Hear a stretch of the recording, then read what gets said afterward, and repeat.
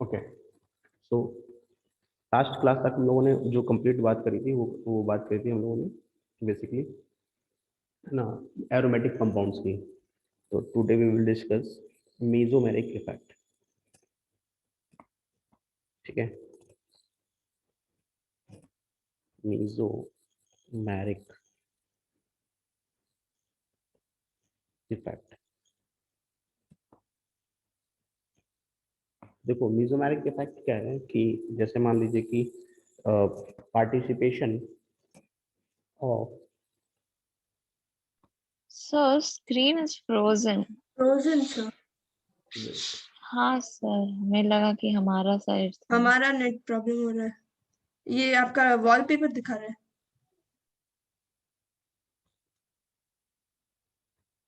Wait,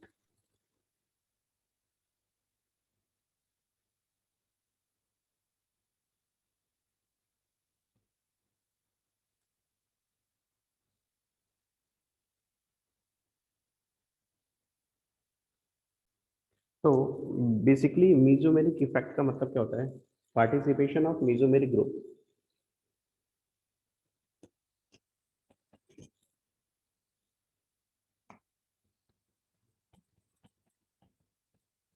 of mesomeric group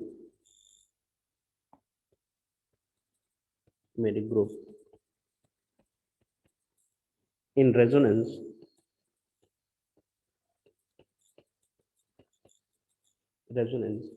is known as mesomeric effect. मेरिक effect. अब इसमें point क्या है, देखो इंपॉर्टेंट चीज क्या है। देखो क्या है कि रेजोनेंस का ही एक एडवांस वर्जन होता है ना, बैक बॉन्डिंग। उसी का एक एडवांस पार्ट होता है एरोमेटिसिटी, और उसी में एक और एडवांस पार्ट होता है मीजोमेरिक इफेक्ट। जैसे मान लीजिए कि मेरे पास एक सिंपल सा मॉलिक्यूल है, दिस वन, इसे हम कहते हैं बेंजीन। अब ऐसा थोड़ी है कि बेंजीन में रेजोनेंस नहीं है। रेजोनेंस की कंडीशन क्या होती है? सिस्टम कैसा होना चाहिए? कॉन्जुगेटेड होना चाहिए, प्लेनर होना चाहिए।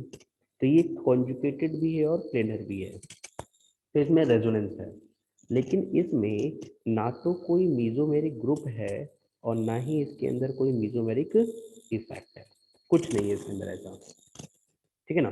तो मतलब मीजोमेरिक ग्रुप क्या होता है कि जब बेंजीन रिंग पर आप एक एच को हटा करके कोई भी ग्रुप जोड़ते हो, तो मैंने आपको बताया था कि जिस बेंजीन रिंग पे एच को हटा करके आप जी लगाते हो, ग्रुप लगाते हो, उसको बोलते हैं इप्सो पोजीशन। और इप्सो पोजीशन पे प्रेजेंट जो ग्रुप होता है, इसी ग्रुप को बोलते हैं मीजो ग्रुप। और अगर मीजो ग्रुप रेजोनेंस में पार्टिसिपेट करता है तो उसको क्या बोलोगे आप? Mesomeric effect. ये है पूरी कहानी इसकी। फॉर एग्जाम्पल, जैसे मान लीजिए कि मेरे पास यहाँ पर बेंजीन रिंग है, यहाँ पर ओ OH है, तो मैं पूछूं कि यार क्या इसके अंदर रेजोनेंस है, तो आप कहेंगे हाँ रेजोनेंस है इसके अंदर। मैं पूछूं क्या मीजोमेरिक ग्रुप लग गया इसके अंदर, तो आप कहेंगे हाँ मीजोमेरिक ग्रुप भी है।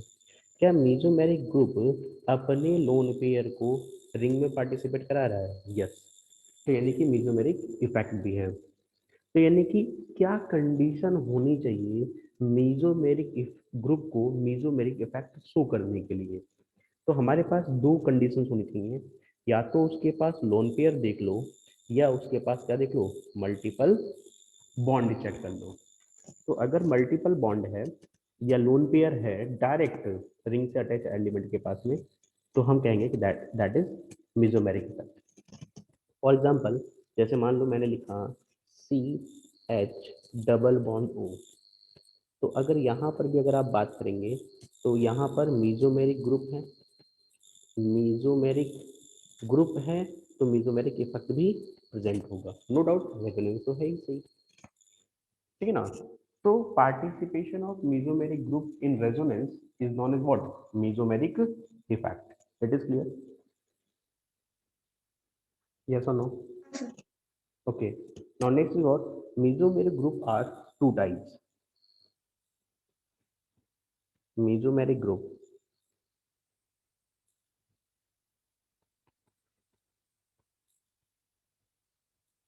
Mesomeric group are two type. ठीक है, जो पहला टाइप होता है उसको बोलते हैं plus M group. Plus M group, और ये ग्रुप क्या करता है, बेंजीन रिंग पे इलेक्ट्रॉन डेंसिटी बढ़ाता है। That mean it is known as what, ERG, electron releasing group और इलेक्ट्रॉन डोनेटिंग ग्रुप। दूसरी जो कहानी है उसमें होता है minus M group. Minus M group में आता है electron what, withdrawing group. Electron withdrawing group जो इलेक्ट्रॉन को क्या करता है, अट्रैक्ट करता है और बेंजीन रिंग पे इलेक्ट्रॉन डेंसिटी क्या कर देता है, डिक्रीज कर देता है। ठीक है ना। तो अब हम बात करते हैं फर्स्ट केस की। तो जो फर्स्ट केस है वो था प्लस एम ग्रुप। तो अगर प्लस एम ग्रुप की बात करोगे तो बोल सकते हैं the group which release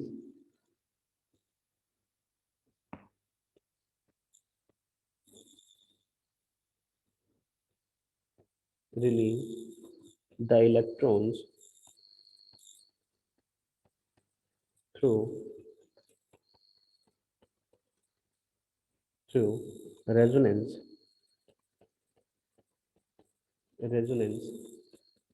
is known as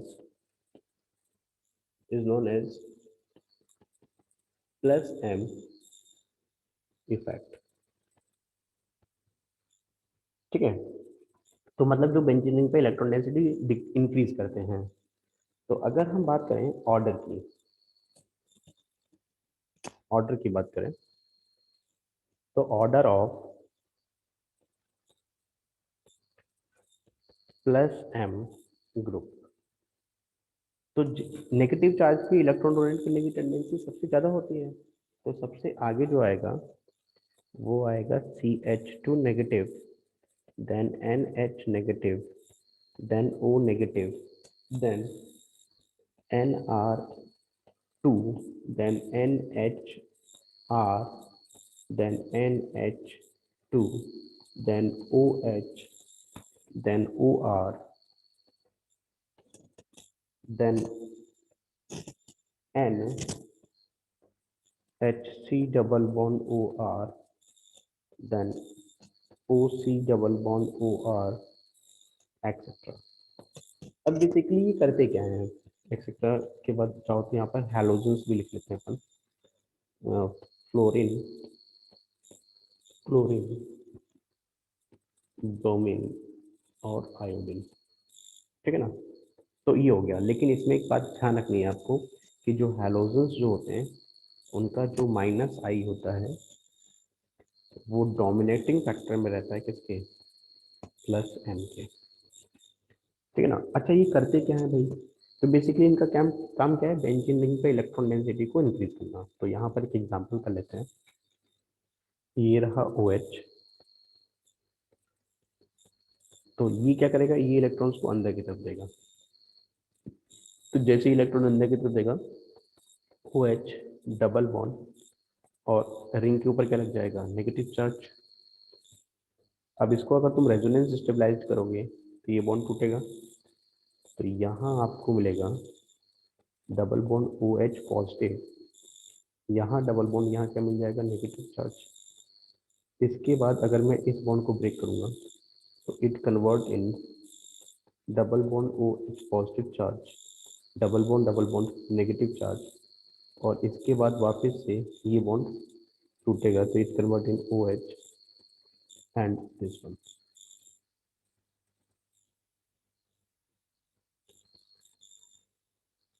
ठीक है, ये रेजोनेंस हो गया। तो अगर तुम इसका रेजोनेंस हाइब्रिड ड्रॉ करोगे, रेजोनेंस हाइब्रिड, तो रेजोनेंस हाइब्रिड में क्या दिखाई देगा आपको कि बेंजीन रिंग पर नेगेटिव चार्ज घूम रहा है, और वो नेगेटिव चार्ज कहाँ घूम रहा है, ऑर्थो एंड पैरा पोजीशन पे, और ऑक्सीजन के ऊपर क्या है, डेल पॉजिटिव चार्ज। तो बेसिकली जो प्लस एम ग्रुप होते हैं वो बेंजीन रिंग पे इलेक्ट्रॉन डेंसिटी क्या कर देते हैं, इंक्रीज कर देते हैं, and they increase electron density on ortho and para position. It is clear? Yes और Yes, sir. No? Okay, now next is what, plus M group. ये क्या हो गया आपका प्लस एम ग्रुप। नेक्स्ट है माइनस एम ग्रुप। तो minus M group क्या करता है, next study, minus M group. तो माइनस एम ग्रुप का मतलब क्या है, the group which, the group which withdraw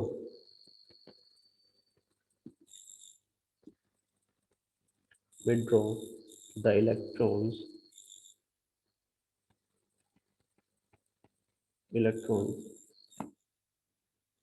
through resonance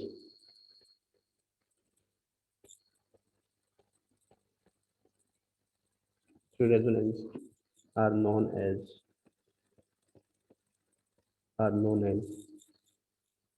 what, minus m group। ठीक है, तो अब बात करते हैं सबसे पहले ऑर्डर की।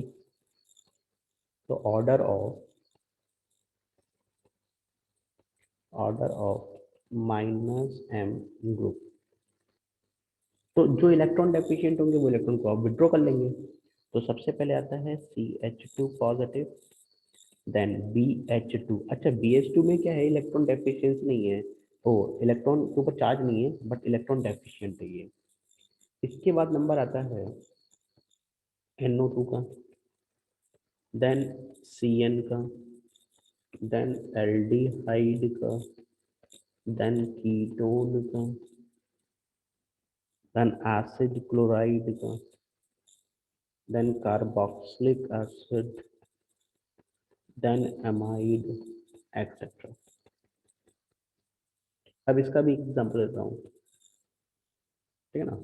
जैसे मान लीजिए हमने यूज किया यहाँ पर एल्डिहाइड को, ये एल्डिहाइड के बजाय मैं साइनाइड को यूज कर लेता हूँ इस बार, क्योंकि एल्डिहाइड से एग्जांपल मैंने कल दे दिया था आपको। तो जैसे मान लो ये C ट्रिपल बॉन्ड N है और ये बेंजीन रिंग है। तो एक्चुअल में क्या है, कार्बन नाइट्रोजन के बीच में इलेक्ट्रोनेगेटिव डिफरेंस ज्यादा है, तो वो इस बॉन्ड को ब्रेक करेगा। तो जब इस बॉन्ड को ब्रेक करेगा तो नाइट्रोजन के ऊपर नेगेटिव, कार्बन के ऊपर पॉजिटिव आ जाएगा। तो कार्बन क्या करेगा, ये डबल बॉन्ड इधर से खींचेगा। तो इससे पहला स्ट्रक्चर क्या मिलेगा, C double bond N negative, double bond and ring के ऊपर क्या डेवलप हो जाएगा, पॉजिटिव चार्ज। क्लियर, अभी बॉन्ड ऐसे टूटेगा। तो नेक्स्ट क्या मिलेगा, C double bond N negative, double bond, और बताओ यहाँ डबल बॉन्ड, यहाँ क्या मिल जाएगा, पॉजिटिव चार्ज। फिर क्या होगा, ये बॉन्ड ऐसे खींचेगा। तो C double bond N negative, double bond, यहाँ क्या मिल जाएगा, डबल बॉन्ड, यहाँ क्या लग जाएगा, पॉजिटिव चार्ज। नेक्स्ट केस में क्या होगा कि ये बॉन्ड ऐसे टूट जाएगा, तो वापस से क्या मिल जाएगा आपको, C ट्रिपल बॉन्ड N, यहाँ बेंजीन रिंग, डबल बॉन्ड यहाँ, यहाँ और यहाँ आ जाएगा। So what is the hybrid structure. तो हाइब्रिड में आपको क्या दिखाई देगा कि यहाँ C डबल बॉन्ड N था, लेकिन यहाँ पर डेल नेगेटिव था, और इस जगह पर भी डबल बॉन्ड कैरेक्टर, यहाँ पर भी डबल बॉन्ड कैरेक्टर, और इस जगह पर भी डबल बॉन्ड घूम रहा है। बट यहाँ पर वो क्या कर रहा है, डेल पॉजिटिव चार्ज को मूव करा रहा है। तो जो प्लस एम ग्रुप होते हैं वो बेंजीन रिंग पे इलेक्ट्रॉन डेंसिटी को डिक्रीज करते हैं, है ना, और कहाँ डिक्रीज करते हैं, ऑर्थो एंड पैरा पोजीशन पे। क्या मेरी बात समझ में आ गई आपको। हाँ सर। देखो अब हमें स्टार्ट करना है नेक्स्ट पॉइंट, और ये बहुत इंटरेस्टिंग पॉइंट है, क्योंकि mesomeric effect just like resonance effect, और रेजोनेंस को हमने बहुत डिटेल से पढ़ रखा है, तो यहाँ तक कोई खास प्रॉब्लम वाली बात नहीं है। प्रॉब्लम वाली बात है ना, नेक्स्ट इफेक्ट के अंदर, जिसे हमने नाम दिया है हाइपर कॉन्जुगेशन। क्या नाम दे दिया इसको हमने, हाइपर कॉन्जुगेशन। अब यार हाइपर कॉन्जुगेशन क्या कॉन्सेप्ट डेवलप करता है, अब ध्यान से समझिएगा next point. Next heading, hyper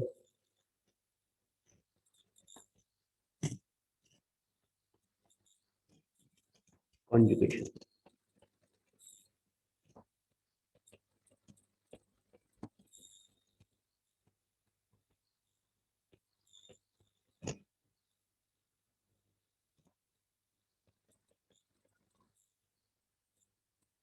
hyper conjugation, तो हाइपर कॉन्जुगेशन जो होता है उसको और भी बहुत सारे है ना नेम्स हम लोग जानते हैं, जिसमें है ना एक कैटेगरी होती है जिसे हम बोलते हैं है ना no bond resonance, no bond resonance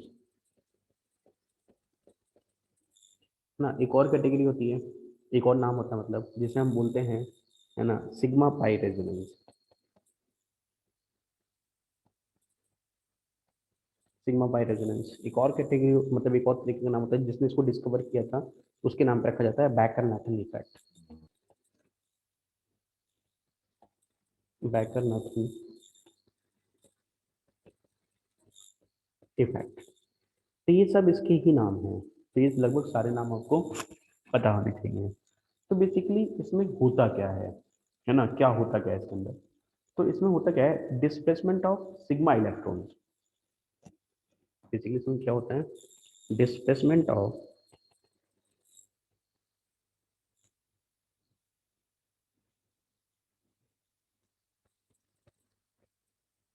displacement of sigma electrons, electrons of alpha C H bond, alpha C H, अभी क्या होता है सब बता दूंगा, alpha C H bond into into pi molecular orbital, molecular orbital, orbital is known as is known as hyperconjugation।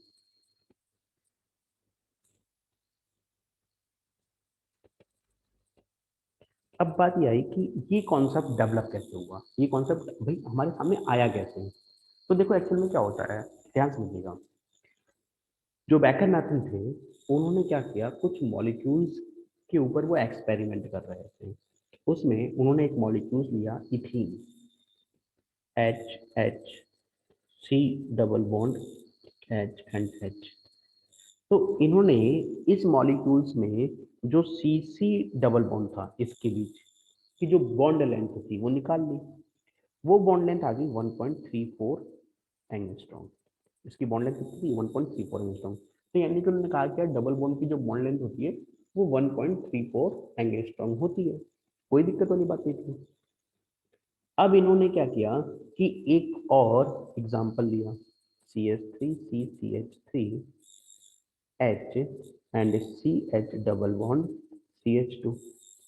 तो जब इन्होंने इसकी बॉन्ड लेंथ निकाली ना, तो वो बॉन्ड लेंथ आ गया 1.35 एंगस्ट्रॉम।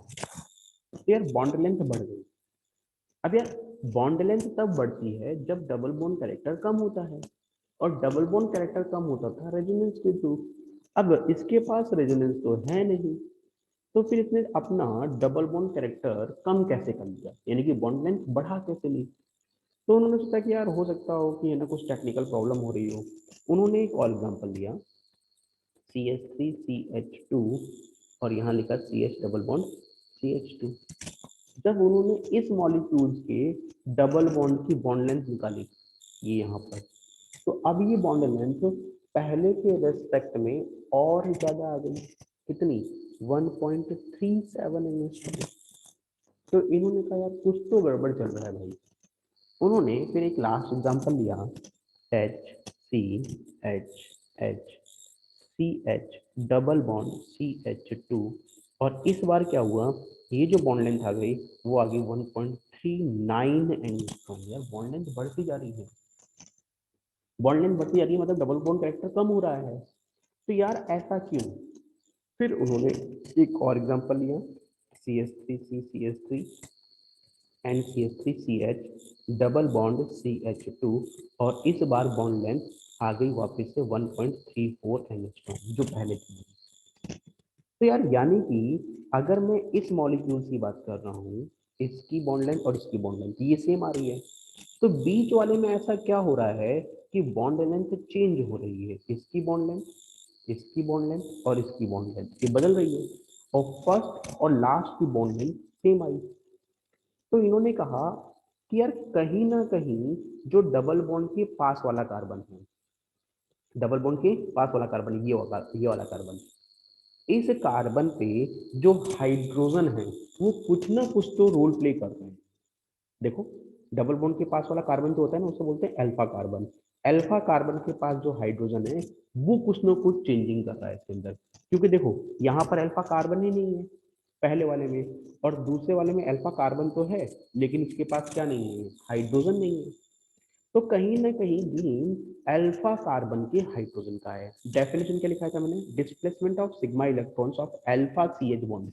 जो अल्फा कार्बन का CH बॉन्ड है वो क्या करता है कि अपने आप को ब्रेक करके किस में कन्वर्ट कर लेता है, अपने आप को पाई बॉन्ड के अंदर, और इसी को बोलते हैं हाइपर कॉन्जुगेशन। तो अब मैं आपको समझाता हूँ कि हाइपर कॉन्जुगेशन बेसिकली चीज क्या होती है। बताओ, यहाँ तक मेरी बात समझ में आई? पहले बताओ, हाँ सर। ठीक है ना? अब हाँ समझिए कि आखिर में ये हाइपर कॉन्जुगेशन कॉन्सेप्ट कैसे काम करता है। तो मैंने यहाँ एग्जांपल लिया है ये वाला, मैं इसको समझाऊंगा, इस वाले को, इस वाले केस को, जिसमें मैंने लिखा है HCHHCH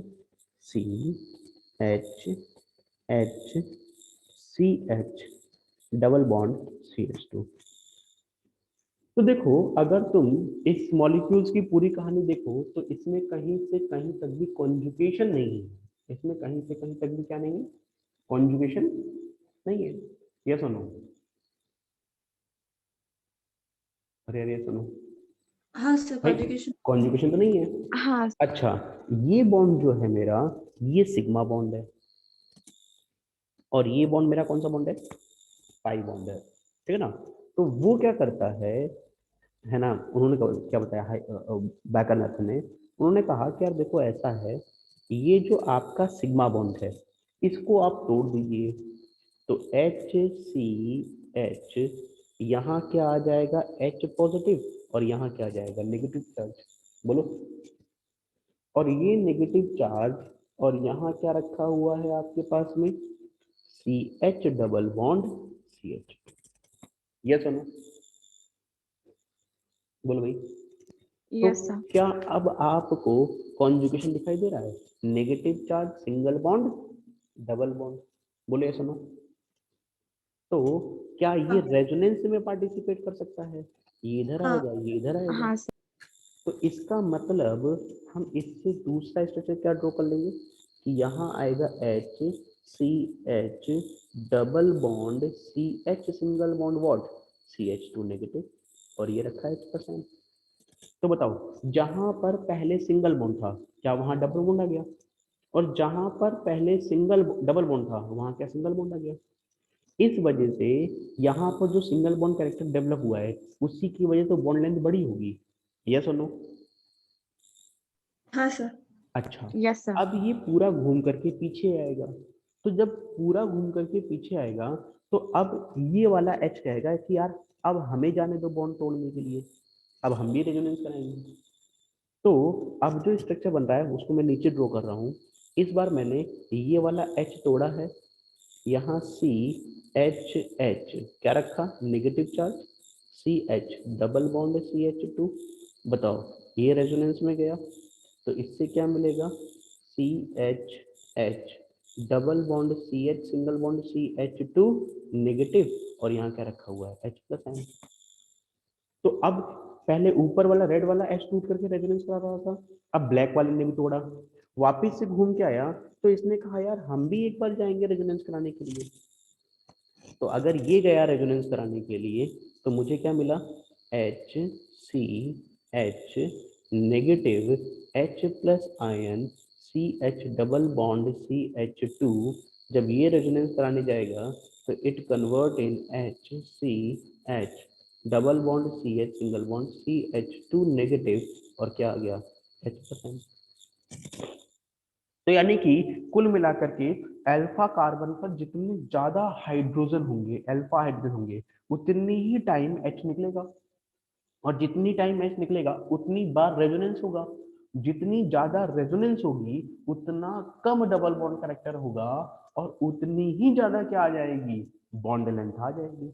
शायद इसी वजह से पहले वाले में एक भी अल्फा कार्बन पर हाइड्रोजन नहीं था, इस वाले में 1 अल्फा हाइड्रोजन था, इस वाले में 2 अल्फा हाइड्रोजन था, और इस वाले में 3 अल्फा हाइड्रोजन था। मोर the alpha hydrogen, more the hyper conjugation, more the है ना बॉन्ड लेंथ। क्या मेरी बात सुन आ गई? यस हाँ यस सर, सर। समझ आ गई। तो मतलब अगर मैं इसका हाइब्रिड ड्रॉ करूं, इसका स्ट्रक्चर का हाइब्रिड ड्रॉ करूं, तो बताओ हाइब्रिड स्ट्रक्चर में क्या बनाऊंगा कि यार कभी तो ये वाला H टूट रहा है, कभी ये वाला H टूट रहा है, और कभी ये वाला H टूट रहा है। यहाँ पर भी डबल बॉन्ड कैरेक्टर आ रहा है, और यहाँ पर डबल बॉन्ड कैरेक्टर घट रहा है। यस और नो? यहाँ पर क्या आ रहा है, डेल नेगेटिव चार्ज, और इन तीनों के ऊपर क्या आ रहा है, डेल पॉजिटिव चार्ज। तो ये भी तो एक तरीके का क्या हुआ, रेजोनेंस ही तो हुआ, लेकिन सिग्मा बॉन्ड टूट करके पाई बॉन्ड में कन्वर्ट हो रहा है, इसीलिए इसका नाम क्या रखा गया, सिग्मा पाई रेजोनेंस। रेजोनेंस की कंडीशन नहीं थी, इसीलिए इसका नाम क्या रखा गया, नो बॉन्ड रेजोनेंस। और क्योंकि इसको साइंटिस्ट बैकरनाथन ने डिफाइन किया था, इसीलिए इसका नाम क्या रखा गया, बैकरनाथन इफेक्ट। तीसरा पॉइंट ये, टेक्निकली इसको क्या बोला गया, हाइपर कॉन्जुगेशन। कॉन्जुगेशन। क्या मेरी बात सुन आ गई? हाँ सर, समझ आ गया। हाँ सर। क्लियर? अब जो हाँ, नॉर्मली हाइपर कॉन्जुगेशंस होते हैं वो तीन तरीके के मॉलिक्यूल्स की स्टेबिलिटी को एक्सटेंड करते हैं, carbocation, free radicals and alkenes. Alkenes आपके सामने रखी हुई है, क्योंकि जितना ज्यादा हाइपर कॉन्जुगेशन होगा, डबल बॉन्ड कैरेक्टर कम होगा, स्टेबिलिटी उतनी क्या होगी, ज्यादा हो जाएगी। तो हमने कहा इस बेस पर हमारे पास हाइपर कॉन्जुगेशन दो कैटेगरी का होता है, एक होता है सैक्रिफिशियल हाइपर कॉन्जुगेशन, और दूसरा होता है आइसोवेलेंट हाइपर कॉन्जुगेशन। तो सबसे पहले बात करते हैं सैक्रिफिशियल हाइपर कॉन्जुगेशन।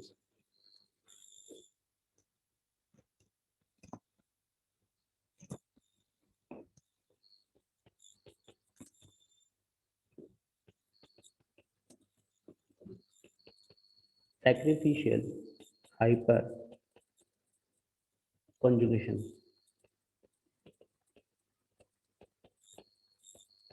अब यार सैक्रिफिशियल हाइपर कॉन्जुगेशन का मतलब क्या होता है? देखो सैक्रिफिशियल का मतलब क्या होता है कि सैक्रिफाई करो आप, है ना। सैक्रिफाई करो मतलब क्या है कि रेजोनेंस बनाने के लिए आप बॉन्ड को सैक्रिफाई करोगे, है ना। One of the hyper conjugative structure, one of the hyper conjugative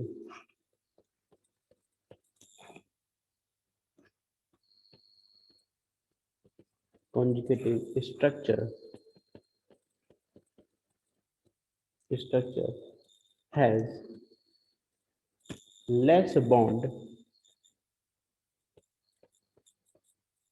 bond or no bond, ठीक है ना। One of the hyper conjugative structure has less bond और नो बॉन्ड, है ना। यानी कि किसी हाइपर कॉन्जुगेटिव स्ट्रक्चर के पास या तो बॉन्ड कम हो जाएंगे या बॉन्ड नहीं हो पाएंगे उसके पास। तो ऐसे हाइपर कॉन्जुगेशन को हम लोग क्या बोलते हैं, सैक्रिफिशियल हाइपर कॉन्जुगेशन। अच्छा, फॉर एग्जांपल याद करो, अभी थोड़ी देर पहले हमने एक स्ट्रक्चर ड्रॉ किया था, ये वाला, दोबारा देखिएगा, H C H H C H double bond CH2। जब मैंने इसका हाइपर कॉन्जुगेशन कराया था तो मैंने एक बॉन्ड तोड़ा था, तो H प्लस आयन HCH यहाँ क्या आ गया, double bond CH single bond CH2 negative, यही तो बना। बोलो भाई, या इसको अपन थोड़ा सा अच्छा यही बनेगा। स्टार्टिंग वाले स्ट्रक्चर को ले लेते हैं, चाहो तो ऐसे कर लो, HC negative charge HCH double bond CH2। तो अगर आप total number of bond count करो तो बताओ रिएक्टेंट स्टार्टिंग के अंदर टोटल नंबर ऑफ बॉन्ड्स कितने हैं, बताओ टोटल नंबर ऑफ बॉन्ड्स कितने हैं, 5। Total number of bonds count करना है, total number of bonds. Total 4। HCH double bond CH 1 2 3 4 5 9 हो 7 8 9, कितने बॉन्ड है, 9 बॉन्ड। 9 है। तो 9 बॉन्ड है यहाँ पर। और बताओ इसके अंदर टोटल नंबर ऑफ बॉन्ड्स कितने हैं, बताओ भाई। 8।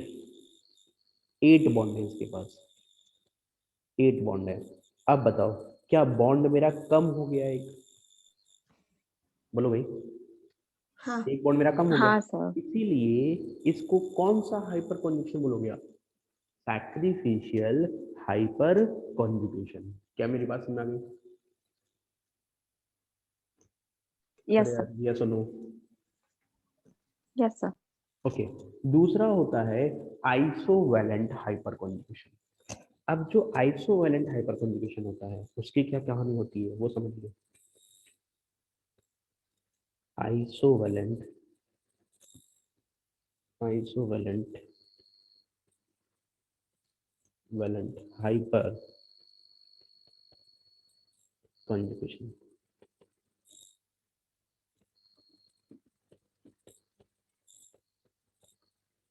आइसोवैलेंट hyper conjugation.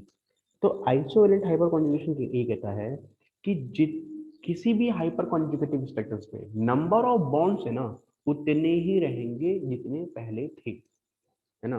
All the hyper conjugative,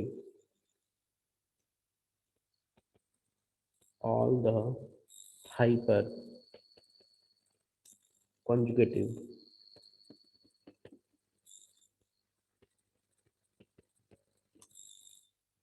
structure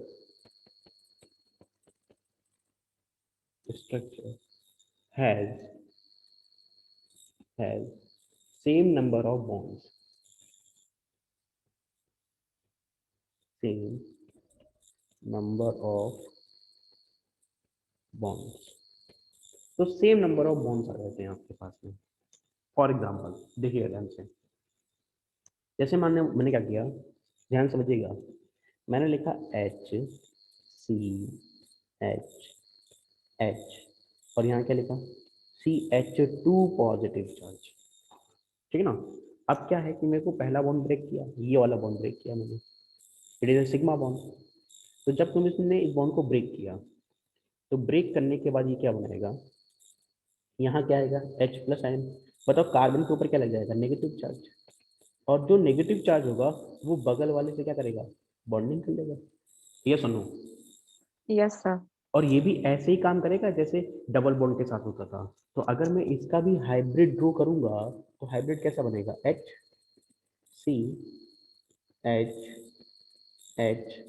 single bond, यहाँ क्या आ जाएगा CH2, यहाँ क्या आ जाएगा डेल नेगेटिव, सॉरी यहाँ क्या आ जाएगा डेल नेगेटिव, और यहाँ क्या आ जाएगा डेल पॉजिटिव। अब इस स्ट्रक्चर में देखो, बताओ नंबर ऑफ बॉन्ड्स कितने हैं, बताओ टोटल नंबर ऑफ बॉन्ड्स कितने हैं, बोलो सर सेकंड वन में सर फर्स्ट वाले में। वो 6 होगा क्योंकि लेफ्ट साइड में 4 और CH2 तो उस हाँ, पे 2 तो और 4 बताओ, + 2 6। और जो हाइपर कॉन्जुगेटिव स्ट्रक्चर्स है उसमें नंबर ऑफ बॉन्ड्स कितने हैं, 6। एक ही कम होता है। कम कहाँ हुआ है, अभी भी देखो 6 ही ओ है। ओके हाँ हाँ हाँ सर 6 है। तो ऐसे हाइपर कॉन्जुगेटिव स्ट्रक्चर को आप क्या बोलोगे बताओ, आइसोवेलेंट आइसोवैलेंट। Hyperconjugation. क्या मेरी बात समझ में आ गई, हाँ सर। क्लियर है भाई। Yes sir. हाँ सर। ठीक है, चलिए अब बात करते हैं कि यार हाइपर कॉन्जुगेशन किस किस मॉलिक्यूल्स को स्टेबल करने आता है। तो अभी मैंने एग्जांपल आपके सामने दे दिया कि एक तो डबल बॉन्ड को और दूसरा कार्बोटैन को। क्यों? कार्बोटैन में जो फर्स्ट वन था वो लेस स्टेबल था क्योंकि उसका ऑक्टेट कंप्लीट नहीं था, लेकिन जब उसने एच बॉन्ड को ब्रेक किया तो मॉलिक्यूल्स की स्टेबिलिटी क्या हो गई? बढ़ गई। तो बेसिकली है ना, ये जो हाइपर कॉन्जुगेशन होता है वो तीन तरीके के मॉलिक्यूल्स को स्टेबल करता है। एक तो करता है कार्बोनाइन को, एक करता है कार्बोनाइन को, और दूसरा ये स्टेबल करता है इसको एल्कीन को। क्या मेरी बात समझ आ रही है? हाँ सर। ठीक है, तो जनरली पहले इसके लिए लिख देते हैं point. Generally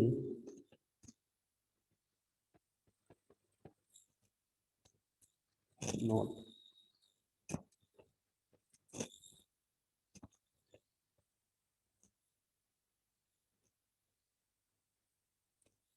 generally carbocation and free radical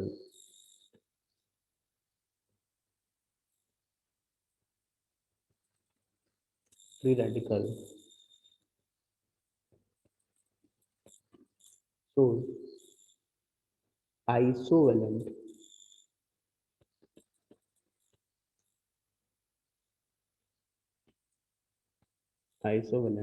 hyperconjugation।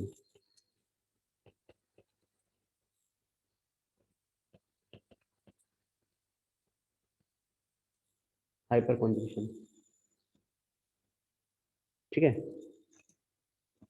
अब बात आती है कि जो हाइपर कॉन्जुगेशन होते हैं, हाइपर कॉन्जुगेशन की जान होती है, इसमें मॉलिक्यूलर ऑर्बिटल अप्रोच कैसे आती है, ये थोड़ा सा है ना, बहुत मतलब इंपॉर्टेंट कॉन्सेप्ट है ना, समझिए इसको भी। मॉलिक्यूलर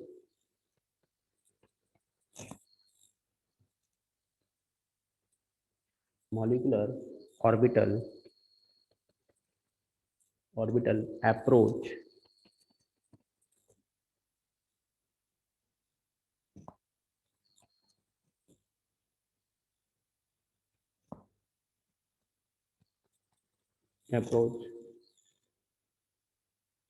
ऑफ हाइपर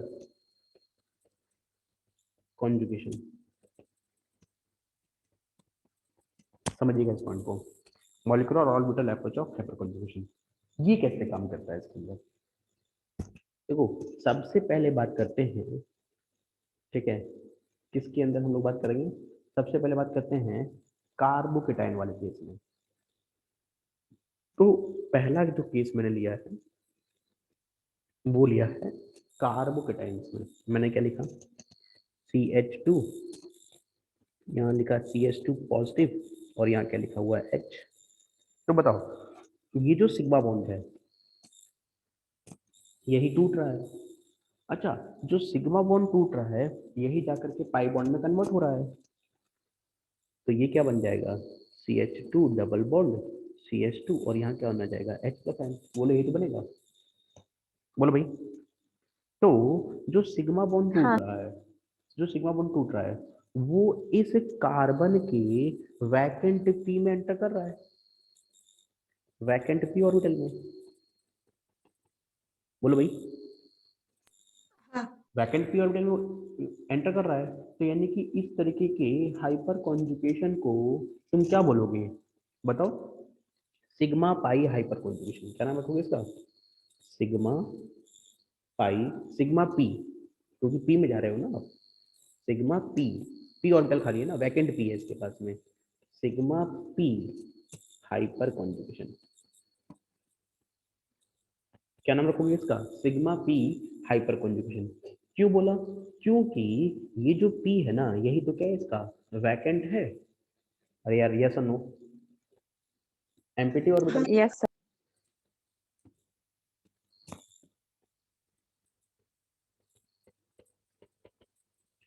तो जो नेगेटिव चार्ज बना वो नेगेटिव चार्ज वैकेंट ऑर्बिटल में एंटर कर गया, तो हाइपर कॉन्जुगेशन हो गया। अच्छा, अगर मान लो कि तुम इसकी बात करो, फ्री रेडिकल वाले की। जैसे मान लो मैंने CH2 लिखा, यहाँ H लिखा, और यहाँ CH2 और यहाँ फ्री रेडिकल रख दिया। तो इसमें ये बॉन्ड जो टूटेगा ना, सिग्मा बॉन्ड, ये भी फ्री रेडिकल में टूटेगा, और हाइपर कॉन्जुगेशन जो होगा वो होगा CH2 डबल बॉन्ड CH2, और यहाँ क्या आ जाएगा, H फ्री रेडिकल। तो इसका सिग्मा, और इसके पास भी क्या रखा हुआ है, वैकेंट p ऑर्बिटल। बस फर्क ये है कि इसके पास एक इलेक्ट्रॉन की कमी है बस केवल। तो इसको भी क्या नाम रखोगे तुम, क्या नाम दोगे इसको भी, सिग्मा p हाइपर कॉन्जुगेशन। क्या मेरी बात समझ आ रही है? ठीक है। Yes sir. लेकिन अगर मैं थर्ड वाले केस की बात कर रहा हूँ, थर्ड वाला केस क्या है, जिसमें हमने क्या किया था कि CH2 और यहाँ क्या रखा हुआ है, H, यहाँ रखा है CH डबल बॉन्ड CH2। तो इसमें दिक्कत क्या है कि जब तुम इस H को तोड़ोगे, यानी कि सिग्मा बॉन्ड तोड़ोगे, तो जो नेगेटिव चार्ज आएगा CH2 नेगेटिव, ठीक है ना, ये क्या करेगा, ये बॉन्डेड है भाई, इसके पास तो वैकेंट ऑर्बिटल है ही नहीं। तो जब इनके पास वैकेंट ऑर्बिटल नहीं होता है ना, तो जो नेगेटिव चार्ज होता है वो बेसिकली इसके एंटी बॉन्डिंग ऑर्बिटल में एंटर करता है। कौन से ऑर्बिटल में एंटर करता है, एंटी बॉन्डिंग ऑर्बिटल। अब मैं तुम्हें थोड़ा सा यहाँ कॉन्सेप्ट दे देता हूँ कि यार एंटी बॉन्डिंग ऑर्बिटल्स की कहानी क्या होती है। आप लोगों ने केमिकल बॉन्डिंग पढ़ा होगा, तो जब आपने केमिकल बॉन्डिंग पढ़ा होगा तो उसमें पढ़ा होगा कि जैसे मान लो H2 का स्ट्रक्चर है, तो आपने H2 का स्ट्रक्चर ऐसा पढ़ा है ना MOT थ्योरी से, कि भाई यहाँ हाइड्रोजन के पास एक इलेक्ट्रॉन, यहाँ हाइड्रोजन के पास एक इलेक्ट्रॉन, तो ये सिग्मा 1s और ये सिग्मा स्टार 1s बनता था। यस और नो? तो इसने एक इलेक्ट्रॉन दिया, इसने एक इलेक्ट्रॉन दिया, तो बॉन्डिंग ऑर्बिटल में तो इलेक्ट्रॉन भर गए, लेकिन एंटी बॉन्डिंग क्या पड़ा हुआ है, खाली। यस और नो? यस तो जो ये जो नेगेटिव चार्ज है ना, ऐसे इसका भी ऑक्टेट कंप्लीट है, बॉन्डिंग ऑर्बिटल तो कंप्लीट फिलअप्ड है, लेकिन इसका एंटी बॉन्डिंग क्या पड़ा हुआ है, खाली।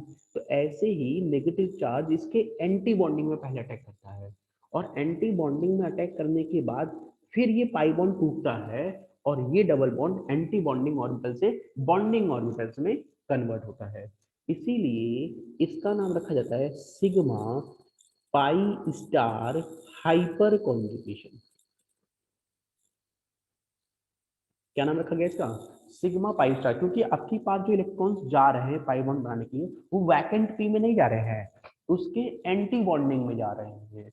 एंटी बॉन्डिंग क्या बोलते हैं, पाई स्टार। तो इसीलिए इसका नाम क्या रखा गया, sigma pi star hyper conjugation. क्या मेरी बात समझ में आई बेटा? यस और नो? बोलो भाई। हाँ सर। हाँ सर। ध्यान समझ लेना यार, कॉन्सेप्ट देखो बहुत स्ट्रॉन्ग है इसके अंदर सारे के सारे, है ना। तो अब थोड़ी सी थ्योरी लिख लेते हैं, इसके अंदर थ्योरी की बात कर लेते हैं थोड़ी सी। तो हम पॉइंट्स की अगर हम बात करें इसके अंदर, तो फर्स्ट पॉइंट है, नोट लिख लेते हैं। समझ में आ गई यहाँ तक बातें सारी? बोलो हाँ सर, समझ में आ रही है। मिलके। हाँ सर। ओके, नेक्स्ट है note.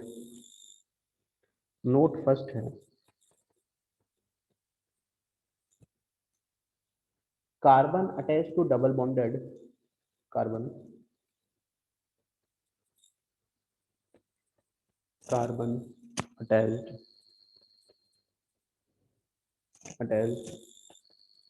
To double bonded carbon और triple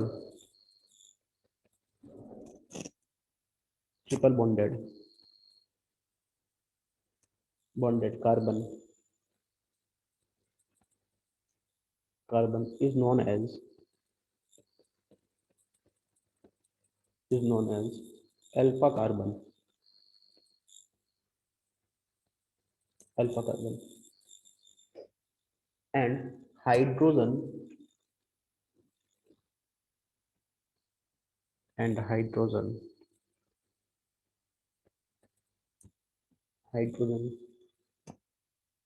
attached to this alpha carbon, attached to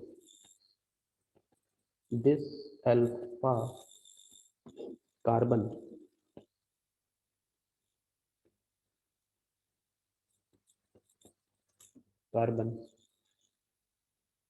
are known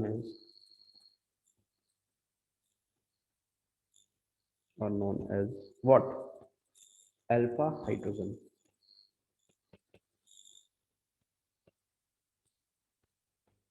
ठीक है, ये पहला पॉइंट हो गया, ध्यान रखना है आपको।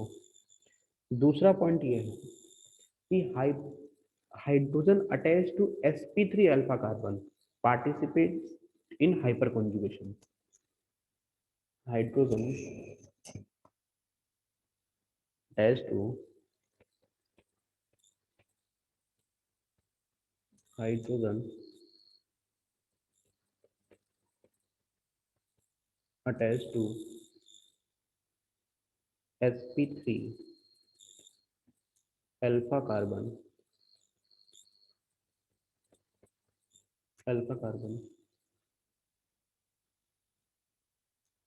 participate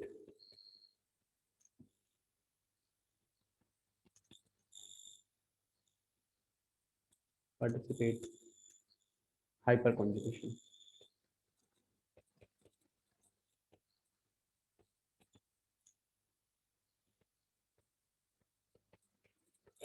नेक्स्ट है कि जो sp3 अल्फा कार्बन था वही कन्वर्ट हो जाता है किसके अंदर, sp2 carbon during the hyper conjugation.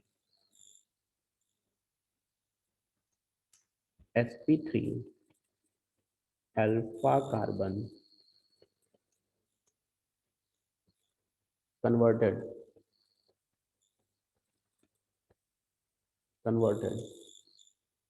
into sp2 carbon during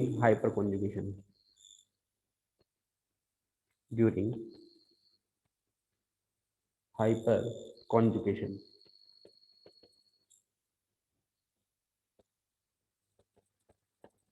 ठीक। Point number 4, more the number of alpha hydrogen, और ये इंपॉर्टेंट है,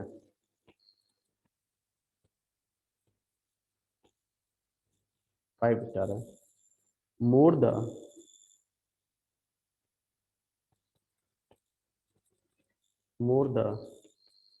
number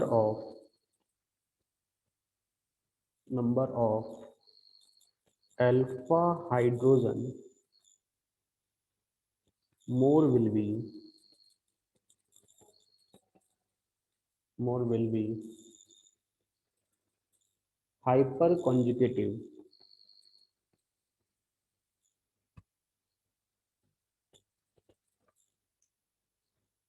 hyperconjugation structure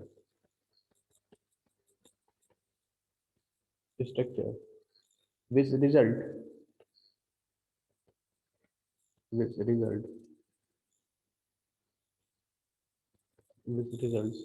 more stability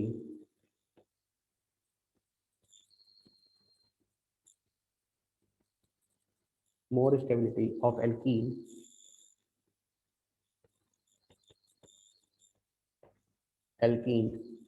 carbocation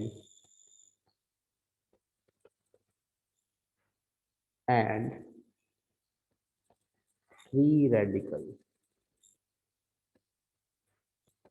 ध्यान रखना, ये कार्ब एनायन पे काम नहीं करता है ना, केवल एल्कीन पर, कार्बोकेटायन पर और फ्री रेडिकल पे ही वर्क करता है। It is clear? Yes, sir. Okay भाई, चलिए अब बात करते हैं कि यार हाइपर कॉन्जुगेशन को कितने पार्ट में क्लासिफाइड किया गया है, ठीक है ना। तो they are further classified in 2 categories. Hyperconjugation को हम 2 पार्ट में क्लासिफाइड करते हैं, ठीक है ना। देखिए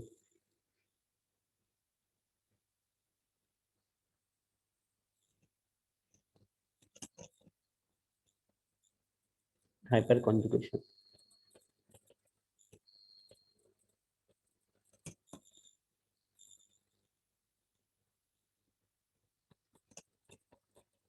टाइप ऑफ हाइपर कॉन्जुगेशन ऐसे बोलते हैं।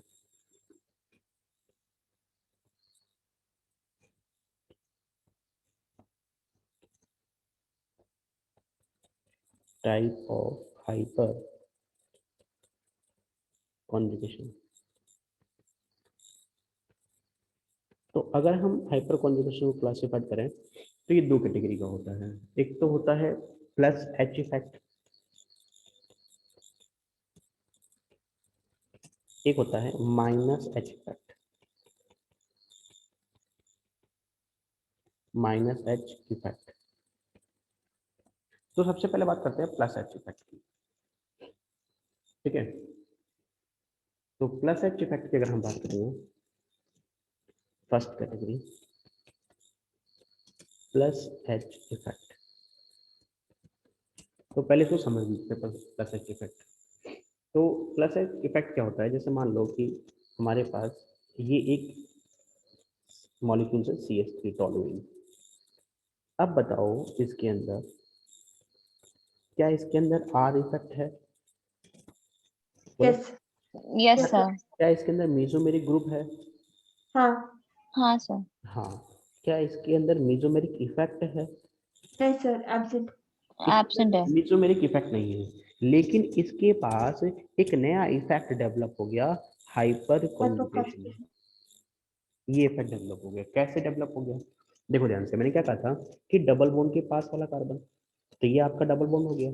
तो डबल बॉन्ड के पास वाला कार्बन कौन सा कार्बन है? ये वाला। और इस अल्फा कार्बन कार्बन। पे क्या रखा हुआ है? H रखा हुआ है। तो इसका H हाइड्रो क्या करने लग जाएगा? रेजोनेंस में पार्टिसिपेट करने लग जाएगा on the base of hyper conjugation. कैसे? H C H H benzene ring, और यहाँ क्या आ गया? Double bond. अब क्या होगा? डबल बॉन्ड के पास वाला कार्बन अल्फा कार्बन, तो ये बॉन्ड टूटेगा। ये बॉन्ड टूटेगा तो H प्लस आयन कार्बन के ऊपर क्या लगेगा? Negative charge. और क्या नेगेटिव चार्ज रेजोनेंस में चला जाएगा? बताओ भाई। हाँ तो इससे क्या मिलेगा मुझे? H positive CH2 double bond and benzene ring के ऊपर क्या मिलेगा? Negative charge. उसके बाद क्या होगा? ये बॉन्ड टूटेगा। इस बॉन्ड के टूटने से मुझे क्या मिलेगा? CH2 डबल बॉन्ड, और यहाँ क्या मिलेगा? Negative charge. और यहाँ क्या मिलेगा? H plus ion. फिर ये बॉन्ड ऐसे टूटेगा, तो इससे क्या मिलेगा? CH2 negative charge double bond CH2H plus ion.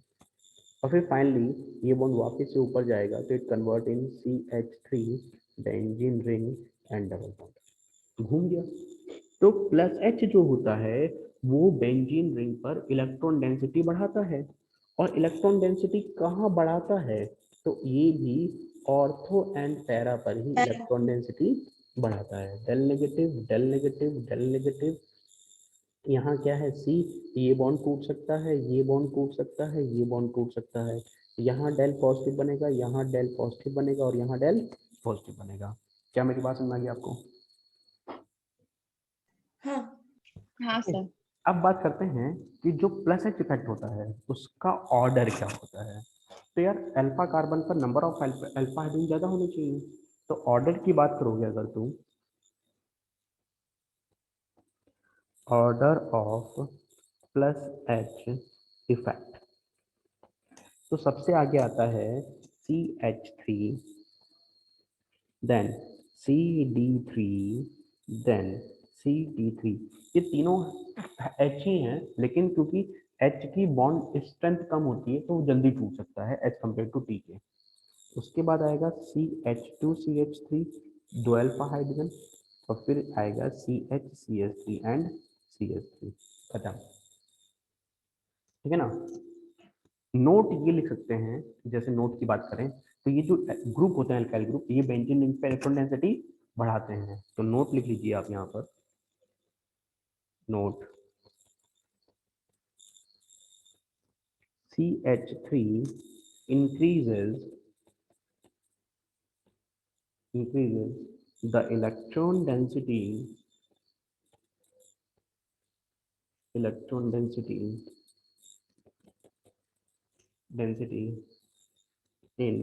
benzene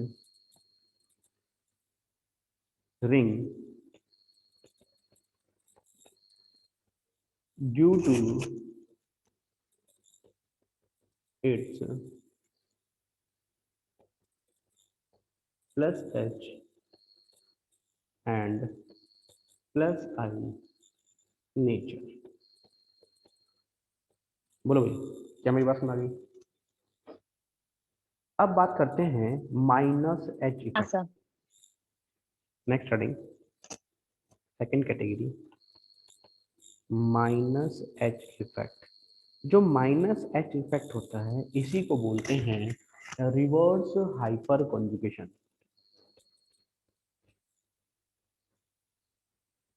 reverse hyperconjugation क्या बोलते हैं इसको हम लोग? Reverse hyperconjugation. तो जो रिवर्स हाइपर कॉन्जुगेशन होता है उसमें, है ना, सबसे पहले इसको समझते हैं कैसे काम करता है ये। तो मैंने एग्जांपल दिया CCl3 बेंजीन रिंग। तो मैं पूछूं क्या इसमें R इफेक्ट है? तो आप कहोगे यस। क्या इसके अंदर मीजोमेरिक ग्रुप है? बोलो, क्या मीजोमेरिक इफेक्ट है? नहीं, लेकिन इसके पास हाइपर कॉन्जुगेशन प्रेजेंट है। कैसे, जरा देखते हैं ध्यान से। सबसे पहले देखो, ये रही कहानी आपके पास में ClC Cl Cl and benzene ring, double bond double bond double bond. अगर यहाँ पर आप बॉन्ड को देखोगे तो नो डाउट डबल बॉन्ड के पास वाला कार्बन अल्फा कार्बन पे क्या रखा हुआ है? Cl। तो अगर ये बॉन्ड टूटेगा तो ये नेगेटिव और ये क्या बनेगा? पॉजिटिव। तो ये इलेक्ट्रॉन कहाँ जाएंगे? बाहर। तो पहला जो आंसर आएगा वो क्या आएगा? देखो ध्यान से, Cl negative C Cl Cl double bond और बेंजीन के ऊपर क्या लग जाएगा? Positive charge. बोलो भाई, क्या आपको मेरी बात सुना गई? अरे अरे सुनो, हेलो। Yes sir. ओके, उसके बाद क्या होगा? ये बॉन्ड टूटेगा, ये बॉन्ड टूटेगा तो Cl negative ion C Cl Cl, यहाँ कौन आ जाएगा? डबल बॉन्ड और यहाँ क्या लग जाएगा? Positive charge. फिर इससे क्या होगा? Cl negative ion C Cl Cl, यहाँ डबल बॉन्ड। बताओ, ये बॉन्ड ऐसे टूटेगा तो यहाँ पॉजिटिव चार्ज और ये ऐसे बन जाएगा। इसके बाद अगला जो रेजल्टिंग होगा वो बॉन्ड वापस से ऐसे टूटेगा और it convert in Cl C Cl Cl single bond और यहाँ क्या आ जाएगा? Double bond.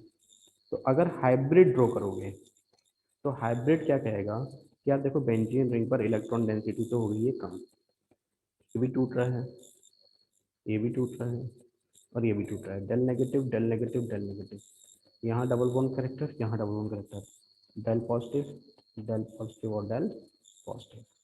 क्या मेरी बात सुन आ रही है? That is called what? हाँ सर। Reverse hyperconjugation. अब order of reverse hyperconjugation क्या होता है? तो order of minus H effect. तो अगर हम order of minus H effect की बात करेंगे तो सबसे आगे आता है इसमें CCl3, then CCl2F, then CF2Cl and then CF3। बस खत्म। क्लियर है भाई? क्लियर है? हाँ सर। ओके, नोट लिख लेते हैं यहाँ पर, नोट लिख लेते हैं।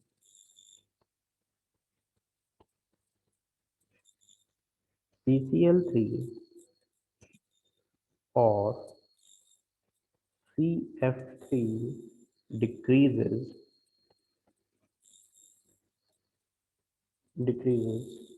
the electron density in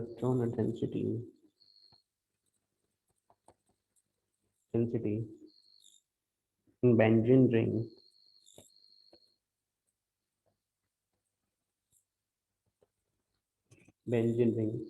due to their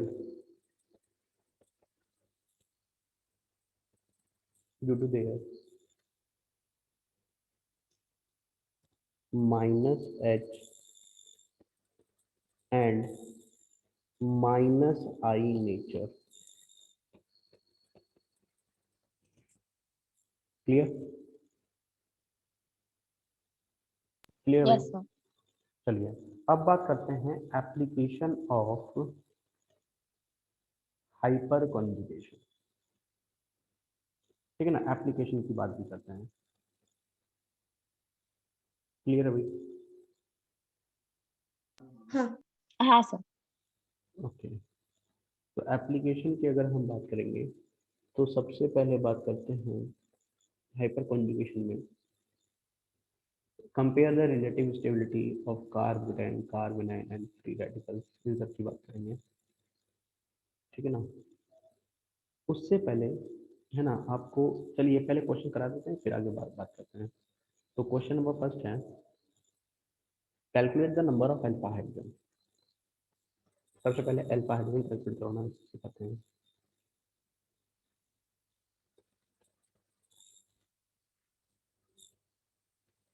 calculate number of alpha hydrogen. ठीक है, क्वेश्चन नंबर 1,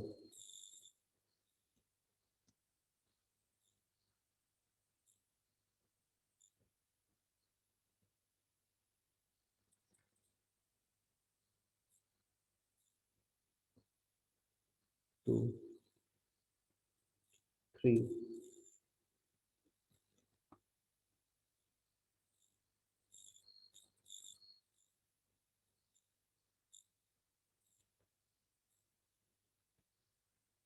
4,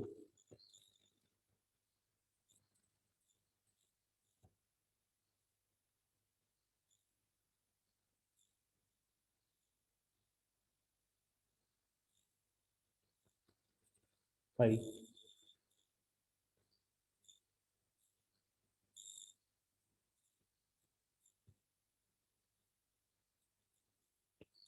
6,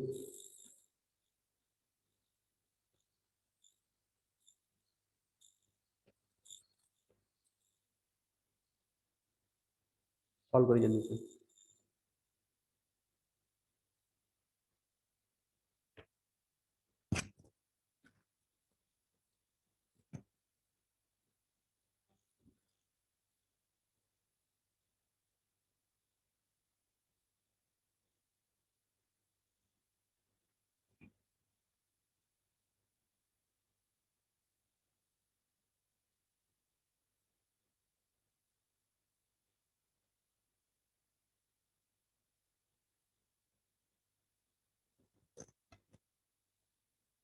करो सॉल्व, मैं खिला रहा हूँ।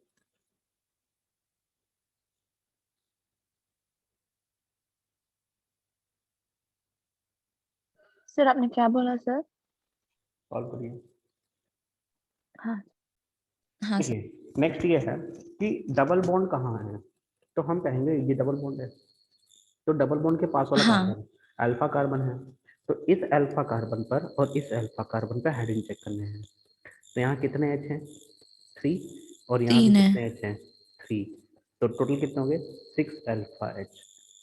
ऐसे ही ये डबल बॉन्ड है, ओ ओके सर, ये हमने डबल बॉन्ड है, गलत तो इस सोचा था। डबल बॉन्ड के ओके सर। पास यहाँ पर अल्फा कार्बन है, तो यहाँ पर 2 हाइड्रोजन है और यहाँ पर भी 2 हाइड्रोजन है, तो आंसर आ गया 4 अल्फा हाइड्रोजन। फिर हम वो आगे का कंसिडर नहीं करेंगे, सिर्फ कंसिडर नहीं करेंगे आप सर। अल्फा कार्बनिक तो चेक करेंगे केवल, उसके ओके कार्बनों के सर, उसके उसके नेक्स्ट वाला पास कार्बन। क्या हाँ, होता है? हाँ डबल ओके बॉन्ड के सर। पास यहाँ पर जो आएगा आपके पास नंबर ऑफ अल्फा हाइड्रोजन 1 2 3 और 4 नीचे का 6 5 होगा। 6 7 8 9 और 10। 10। तो 10 अल्फा हाइड्रोजन होगा इसके पास।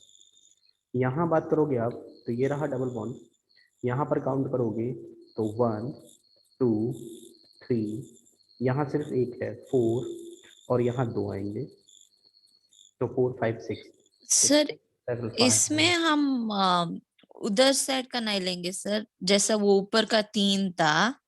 नहीं तो इस कौन से वाले की बात कर रहे हो? सर फोर्थ वन में। तो फोर्थ वन अ, में डबल बॉन्ड यहाँ पर है, ये डबल बॉन्ड है, हाँ, तो ये अल्फा कार्बन होगा इसका और ये अल्फा और कार्बन वो होगा लेफ्ट साइड का और होगा, ये वो वाला समझ अल्फा में आ गया। कार्बन होगा। नीचे का क्यों सर? क्यों? ये डबल बॉन्ड के पास ये कार्बन नहीं है क्या? ये भी तो अल्फा कार्बन ही है उसके रेस्पेक्ट में। ओके सर, हमने सोचा कि वो उसका साइड भी आएगा सर, वो यहाँ नीचे का देखेंगे आप, लाइन। यहाँ देखेंगे आप तो ये अल्फा कार्बन बनेगा, ये अल्फा कार्बन बनेगा, ये अल्फा कार्बन और बनेगा। 4 होगा। तो 1 2 3 4 8। 5 6 7 8, 8 अल्फा हाइड्रोजन आएगा। लास्ट वाले की बात करोगे तो यहाँ डबल बॉन्ड है तो यहाँ पर आएगा 1 2 3 4 5 6 7 10 होगा शायद 8 सर। 9 10, 10 अल्फा हाइड्रोजन होगा। बोलो भाई, क्या alpha hydrogen okay count sir. करने आ गया? हाँ सर, हमने गलत सोचा था पहले काउंट करने में।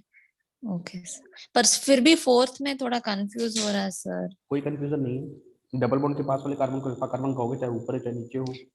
सर हमको समझ आ गया कि ऊपर का 2 क्यूब कंसिडर किया आपने, नीचे का हमें नहीं समझ में आ रहा है। अरे यार अजीब बात कर रही हो बार बार, नहीं समझ में आ रहा है, नहीं समझ में आ रहा है, सुन ही नहीं रहे हो तुम। हमने कहा ये आपके पास में डबल बॉन्ड है, हाँ। तो इस डबल बॉन्ड में ये वाला कार्बन जो है ये कौन सा कार्बन है आपका? ओ ओके ओके, हाँ समझ में आ गया सर, अब डायग्राम ठीक से देखा मैंने। हाँ गॉट इट सर, क्योंकि उस डबल बॉन्ड के पास वो आएगा, वो नीचे फिर का हाइड्रोजन। ओके तो अब गॉट बात इट सर, आती है सॉरी सर। कि एप्लीकेशन ऑफ है ना हाइपर कॉन्जुगेशन, तो हमने हाइपर कॉन्जुगेशन देख लिया। हाइपर कॉन्जुगेशन के लिए क्या देखना पड़ता है? अल्फा कार्बन पर alpha hydrogen, more the alpha hydrogen more the hyper conjugation, more the hyper conjugation more the stability. अब इस स्टेबिलिटी को हम सबसे पहले अप्लाई करना चाहते हैं एल्कीन के अंदर। तो अगर मैं एल्कीन्स के अंदर इस इफेक्ट को अप्लाई करूंगा तो जनरली क्या होता है कि है ना stability of alkene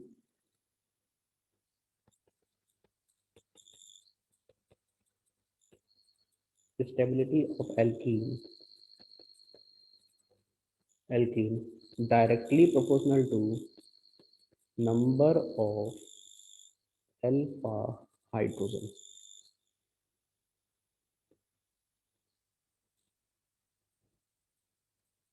number of alpha hydrogen, क्योंकि जितनी ज्यादा अल्फा हाइड्रोजन होगा उतना ज्यादा हाइपर कॉन्जुगेशन होगा, जितना ज्यादा हाइपर कॉन्जुगेशन होगा मॉलिक्यूल्स की स्टेबिलिटी उतनी क्या होगी? ज्यादा होगी।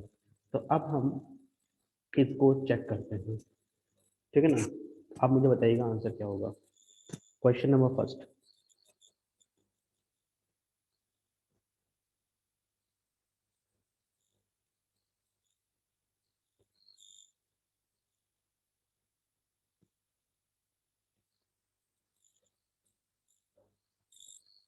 फर्स्ट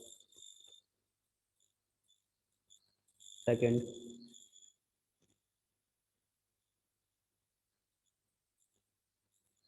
थर्ड फोर्थ,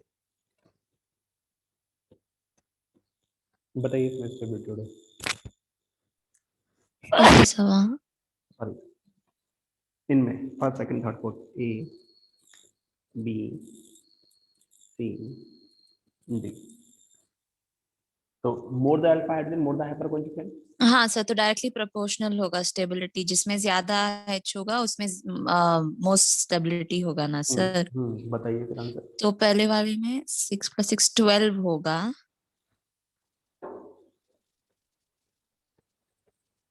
और इसमें 6 + 3 9 होगा, और इधर 6 होगा, और इधर 3 होगा। तो सेम वो ऑर्डर में है सर। क्लियर? हाँ सर। ओके, मिल्की हाँ सक्रिय। लेकिन प्रॉब्लम तब होती है जब number of alpha hydrogen same हो जाए। अगर number of alpha hydrogen same होते हैं तो ये क्वेश्चन बहुत यूनिक है।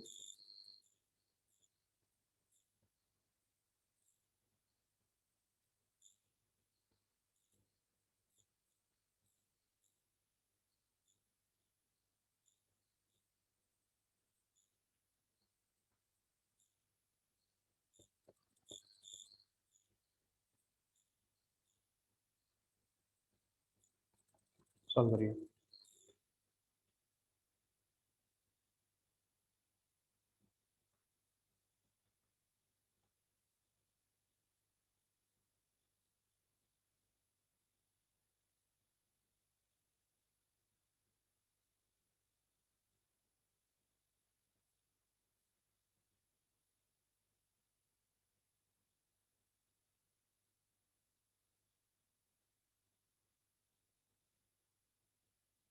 सर सबसे ज्यादा स्टेबल स्ट्रक्चर बी होगा, ओके उसके बाद ए फिर सी।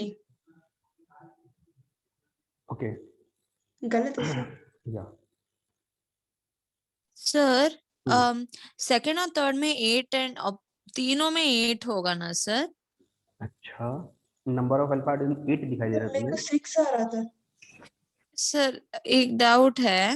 नहीं नहीं रुको, पहले बस हम बताएंगे अब, सुनो। हाँ सर। देखो भाई, सबसे पहले वाला जो केस है, यहाँ पे CH3 है, यहाँ पर CH3 है, नंबर ऑफ अल्फा हाइड्रोजन यहाँ 6 है, यहाँ पर भी 6 अल्फा हाइड्रोजन है और यहाँ पर भी 6 अल्फा हाइड्रोजन है। तो अगर आप number of alpha hydrogen same देखते हैं तो फिर क्वेश्चन थोड़ा सा, है ना, स्ट्रॉन्ग हो जाता है। अब स्ट्रॉन्ग स्ट्रॉन्ग तो देखो क्या है, आप समझो ध्यान से। हमें पता है कि ये सिस से ये ट्रांस है, एक ट्रांस एक सिस है, ये ट्रांस फॉर्म है और ये सिस फॉर्म है। हमें पता है कि सिस और ट्रांस में विच वन इज मोर स्टेबल। तो ट्रांस का जो डायपोल मोमेंट होता है म्यू, वो क्या होता है, equal to 0, and this is mu not equal to 0। ठीक है ना? तो जनरली जो होता है कि ट्रांस जो होता है वो ज़्यादा स्टेबल होता है कंपेयर टू किसके, सिस के। तो यहाँ तो कंपैरिजन करने में कोई दिक्कत हुई नहीं। प्रॉब्लम है फर्स्ट और सेकंड में कंपैरिजन कैसे किया गया। तो मैं आपको बताता हूँ फर्स्ट और थर्ड में, सेकंड में कंपैरिजन कैसे किया गया। यहाँ पर C H H और H था, यहाँ C डबल बॉन्ड CH2 था और यहाँ पर क्या लगा हुआ था, CH3। जब तुम इसके बॉन्ड को ब्रेक करोगे हाइपर कॉन्जुगेशन कराने के लिए, तो कार्बन के ऊपर क्या आ जाएगा, नेगेटिव चार्ज। तो इससे क्या बनेगा, HCH, यहाँ नेगेटिव चार्ज, यहाँ C, यहाँ CH3, यहाँ H पॉजिटिव बनेगा और ये डबल बॉन्ड CH2। जब ये रेजोनेंस करेगा तो ये बॉन्ड यहाँ लेके आएगा। तो इस कंडीशन का आंसर आएगा CH2 double bond C single bond CH2 negative charge और यहाँ क्या आ जाएगा, CH3। अब इस नेगेटिव चार्ज को H का प्लस आई लग रहा है और जनरली हमने कहा था H के प्लस आई को हम कंसीडर नहीं करते।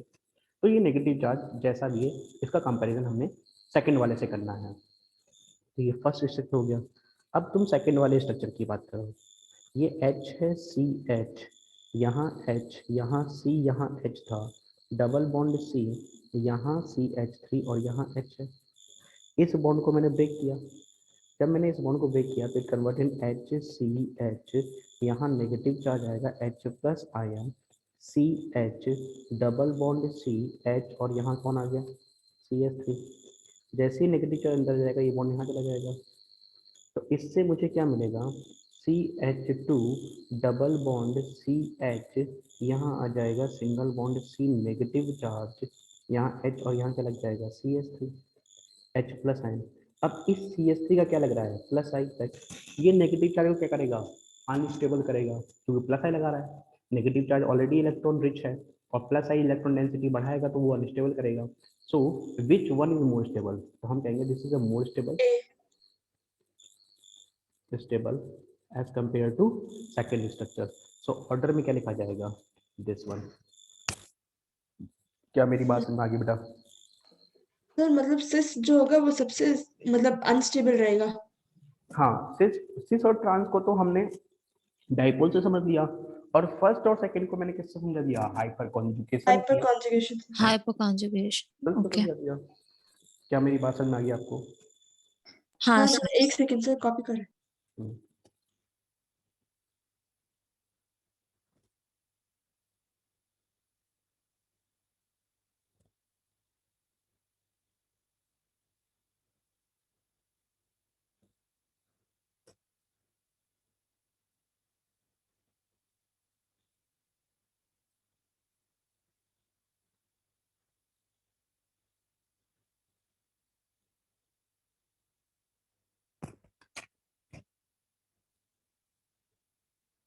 सर अगर ट्रांस में जो स्ट्रक्चर ए है उसमें कम अल्फा हाइड्रोजन होता है और स्ट्रक्चर बी जो ट्रांस है उसमें ज्यादा होता, तो फिर मोर the alpha hydrogen more the hyper तो मोर द सबसे पहले स्टेबिलिटी हम लोग वही देखेंगे कि हाइपर किसमें कॉन्जुगेशन। ज्यादा है यस ऑब्वियसली। Alpha hydrogen.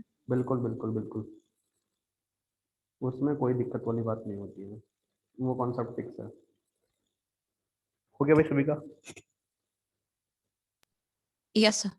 हाँ अब बात आती है कि यार देखो हम लोगों ने क्या करा था कि जो मैंने फर्स्ट लेक्चर लिया था उसमें मैंने आपको क्या क्या बताया था बताओ? हमने क्या आपको कार्ब केटायन कार्ब एनायन और फ्री रेडिकल बनाना सिखाया था? हाँ। क्या सिखाया था बताओ? फ्री रेडिकल कैसे बनता है? How to prepare free radical? Homolytic homolytic. Homolytic bond cleavage के लिए कौन कौन सी कंडीशंस होती हैं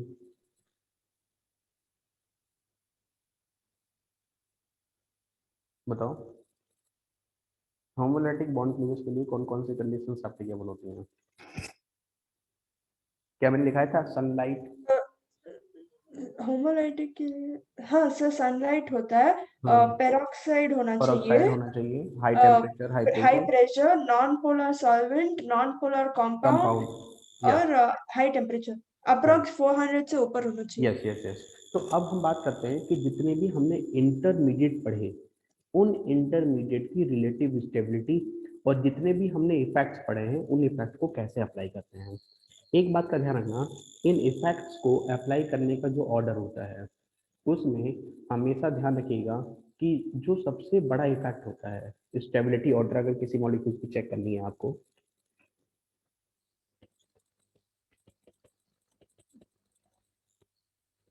स्टेबिलिटी ऑर्डर चेक करनी है, तो जो सबसे बड़ा इफेक्ट होता है वो होता है एरोमेटिसिटी। एरोमेटिसिटी के बाद होता है इक्विवेलेंट एरोमेटिक कंपाउंड। उसके बाद नंबर आता है रेजोनेंस। रेजोनेंस के बाद आता है हाइपर कॉन्जुगेशन और हाइपर कॉन्जुगेशन के बाद आता है इंडक्टिव इफेक्ट। ये ऑर्डर हमेशा आप फॉलो करेंगे किसी भी मॉलिक्यूल्स की स्टेबिलिटी को समझने के लिए। क्लियर?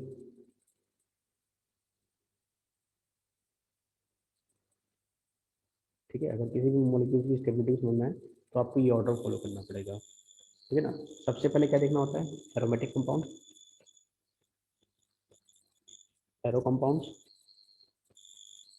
दूसरा इक्विवेलेंट एरोमेटिक कंपाउंड।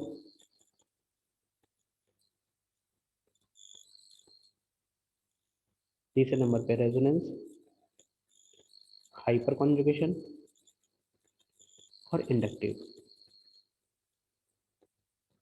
ठीक है ना?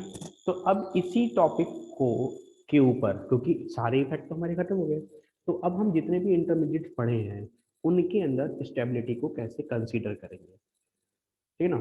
तो उससे पहले आपको है ना एक दो थ्योरीज कवर करनी पड़ेंगी।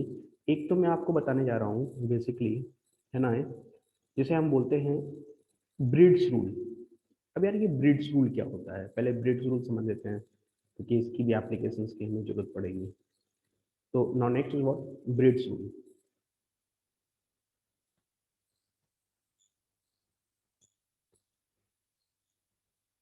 ब्रिड्स रूल,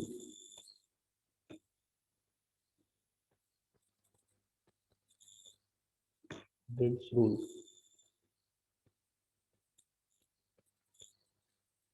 तो ब्रिड्स रूल की बात करेंगे तो बेसिकली क्या होता है? Bridge headed sp2 carbon is highly unstable.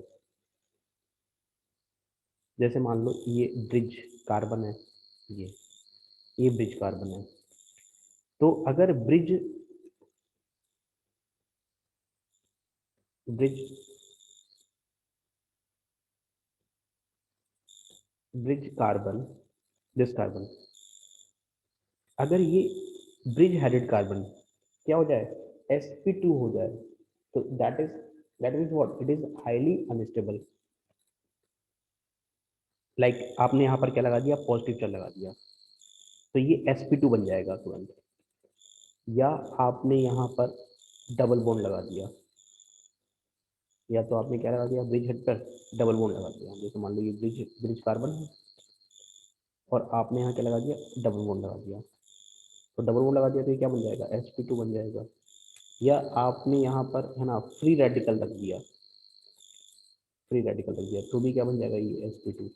तो ये ब्रिज हेडेड sp2 जो होते हैं वो क्या होते हैं, हाईली अनस्टेबल होते हैं, हाईली अनस्टेबल। और अगर ये अनस्टेबल है तो है ना, इस पर क्या नहीं हो पाता है, रेजोनेंस नहीं हो पाता है, ठीक है ना। तो हम कह सकते हैं bridge headed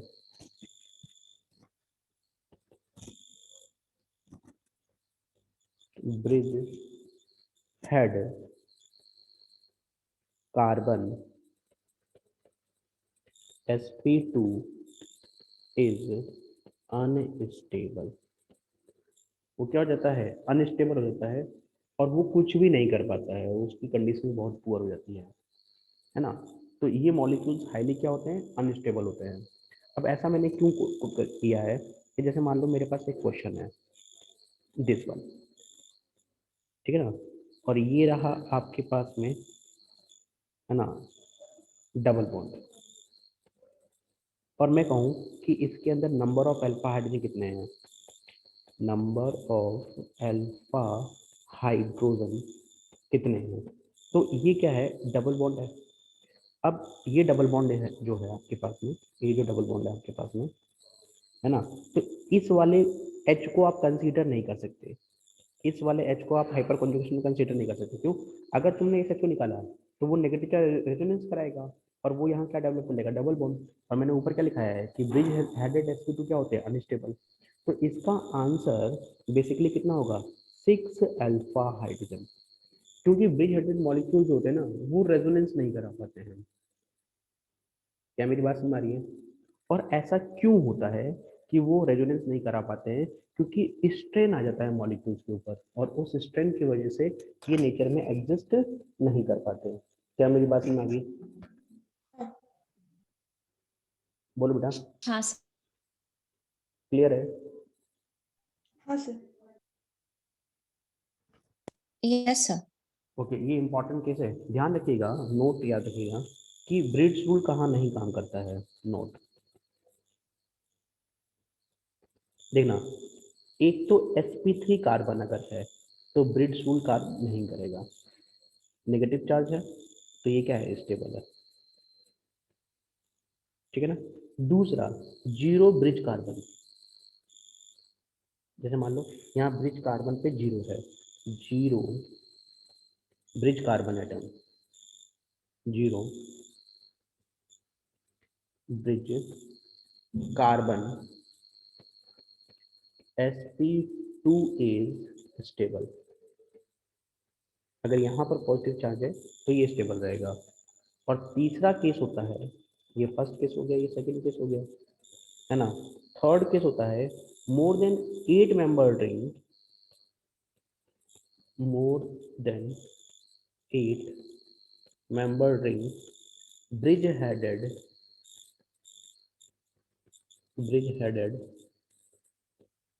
sp2 carbon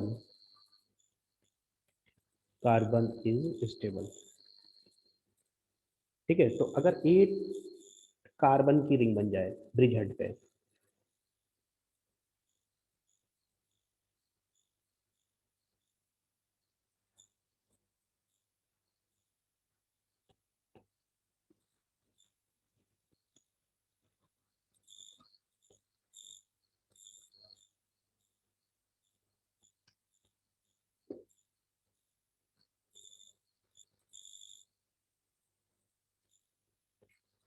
then it is what, sp2, but this is what, stable। ये क्या बन जाएगा आपका, स्टेबल बन जाएगा। तो मोर देन 8 मेंबर रिंग है तो वो मॉलिक्यूल्स क्या बन जाएगा, स्टेबल हो जाएगा। क्या मेरी बात समझ आ गई? हाँ सर।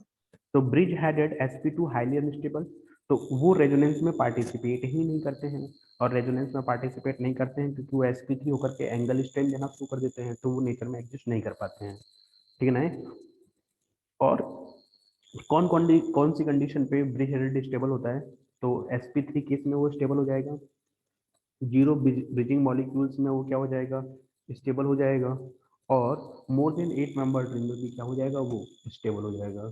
क्या मेरी बात समझ में आ गई? अरे यार ये सुनो, हाँ सर। तो अब हम बात करते हैं, जितने भी हमने इफेक्ट्स पढ़े थे उनको हम लोग, है ना, किसके लिए पढ़ा था हमने ये इफेक्ट्स, किसके लिए पढ़े थे, इंटरमीडिएट की स्टेबिलिटी के लिए। तो अब यहाँ पर हम, है ना, इन सारे इफेक्ट्स को जितने भी इंटरमीडिएट्स हैं उस पर लगाना शुरू करेंगे। तो नेक्स्ट है relative stability.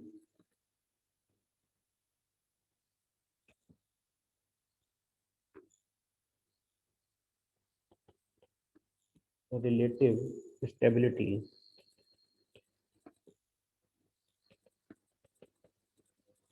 Stability of carbocation.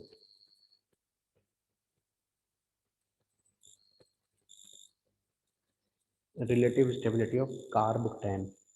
तो अगर तुम रिलेटिव स्टेबिलिटी ऑफ कार्बन की बात करोगे, है ना, तो ये सारे इफेक्ट्स के बेस पर ही हम उनकी स्टेबिलिटी को डिफाइन करते हैं।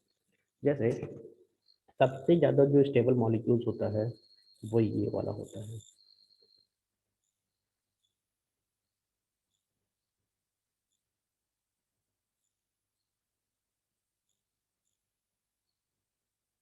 ये वाला होता है, ठीक है। इसके बाद नंबर आता है इस वाले मॉलिक्यूल्स का,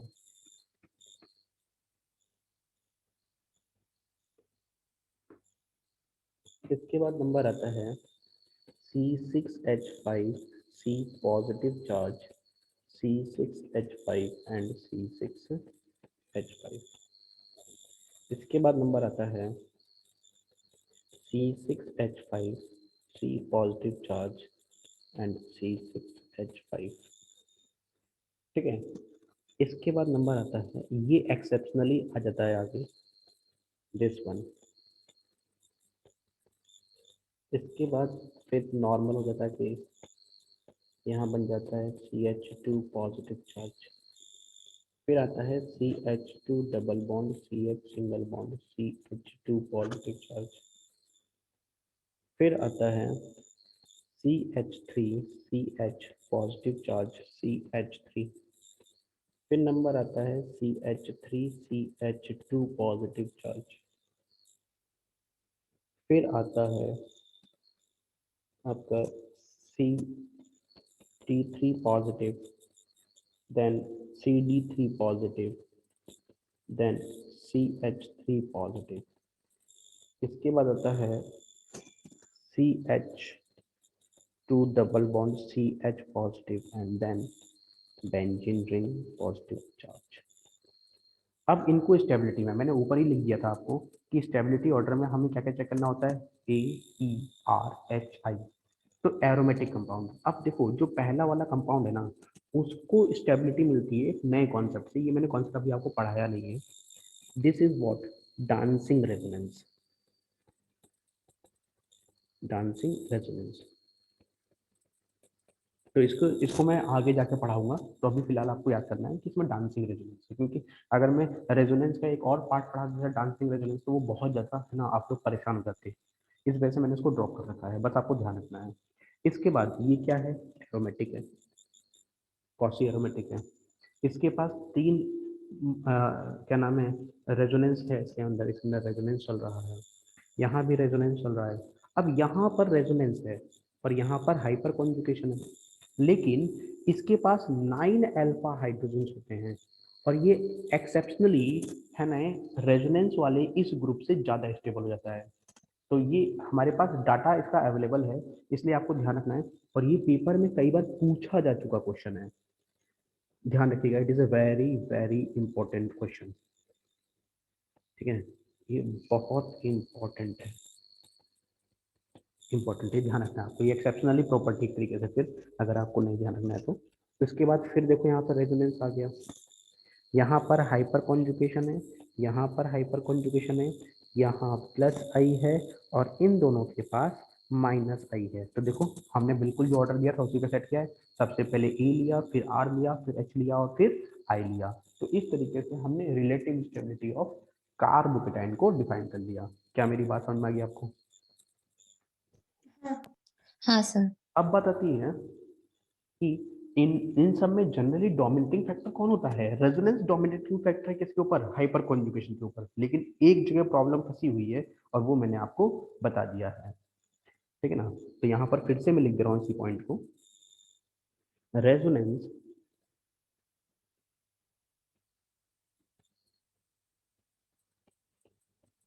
resonance dominate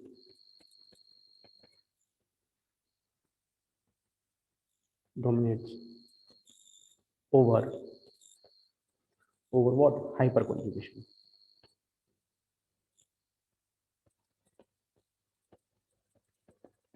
Hyperconjugation and hyperconjugation dominate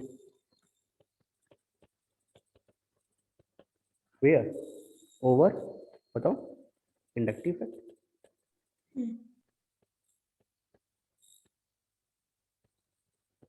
ठीक है ना। तो यानी कि सबसे ज्यादा आगे कौन आता है? Aromatic character. एरोमेटिक के बाद कौन आता है? रेजोनेंस। देन कौन आता है? एच। देन कौन आता है? आई।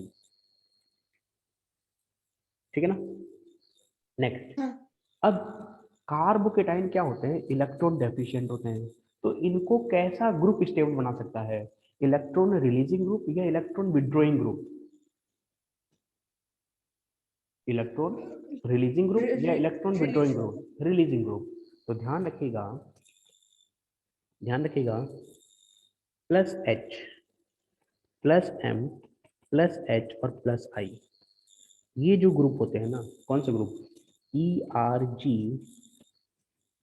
और E D G, electron donating group है ना, इंक्रीजेज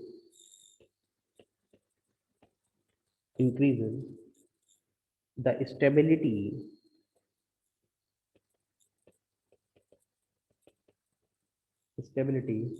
ऑफ कार्बोकेटाइन।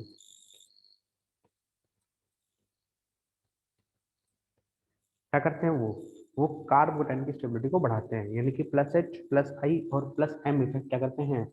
इंक्रीज करते हैं। वहीं पर minus M, minus H, minus I, अगर इनकी बात करोगे तो ये इलेक्ट्रॉन विड्रॉइंग ग्रुप है। तो E W G decreases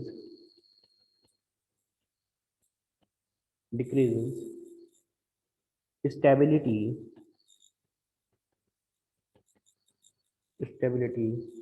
of carbocation. ये क्या करेंगे? कार्बोकेटाइन की स्टेबिलिटी क्या करेंगे? डिक्रीज करेंगे। It is clear? हाँ, ठीक है। यस। चलिए, जैसे हम कुछ इसके ऊपर क्वेश्चंस ले लेते हैं। जैसे मान लीजिए कि मेरे पास एक सिंपल सा क्वेश्चन है, मैंने क्या लिखा, यहाँ क्या है? पॉजिटिव चार्ज है, ठीक है ना, ये पॉजिटिव चार्ज है और मैंने यहाँ पर एफ लगा दिया। फिर ये पॉजिटिव चार्ज है और यहाँ पर एफ लगा दिया, और फिर ये पॉजिटिव चार्ज है और मैंने यहाँ एफ लगा दिया। तो बताओ एफ का कौन सा इफेक्ट लगता है? तो हमें पता है एफ का माइनस आई काम करता है, माइनस आई। और माइनस आई डिस्टेंस डिपेंडिंग इफेक्ट होता है। माइनस हाँ, आई पॉजिटिव चार्ज को क्या करेगा? स्टेबल करेगा, अनस्टेबल करेगा? स्टेबल कर, हाँ से अनस्टेबल करेगा। अनस्टेबल करेगा, और वो जितना दूर रहेगा उतना इफेक्ट उसका कम होगा। तो बताओ फर्स्ट सेकंड थर्ड में स्टेबिलिटी ऑर्डर क्या होगी? 3-2-1। 3-2-1। तो इस तरीके से हम कार्बोकेटाइन की स्टेबिलिटी को डिफाइन करना शुरू कर देते हैं। यस और नो? हाँ ओके, अब यहाँ पर ये तो मैंने इंडक्टिव इफेक्ट लगाया।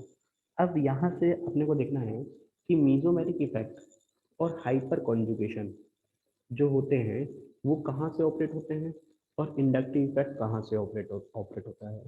तो generally mesomeric effect ortho and para position से ऑपरेट होते हैं। क्यों? क्योंकि वो ऑर्थो पैरा पर ही इलेक्ट्रॉन डेंसिटी बढ़ाते या घटाते हैं, जबकि इंडक्टिव इफेक्ट जो होता है उसको डिस्टेंस से कोई लेना देना नहीं होता है, उसको इससे कोई फर्क नहीं पड़ता है, उसको डिस्टेंस से लेना देना होता है, उसको ऑर्थो और पैरा पोजीशन से कोई लेना देना नहीं होता है। तो यहाँ पर हम ले सकते हैं नोट, इसके ऊपर भी क्वेश्चन करा दूंगा अभी। Mesomeric effect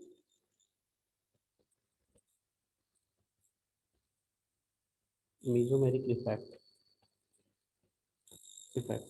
like plus m and minus m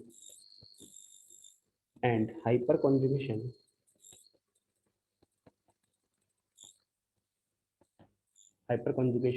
effect operate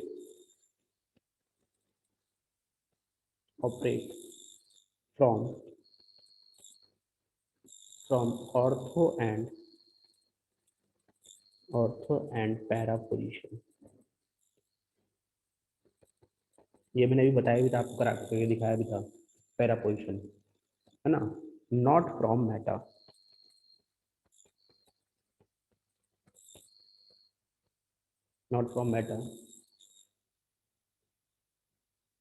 and these effects are independent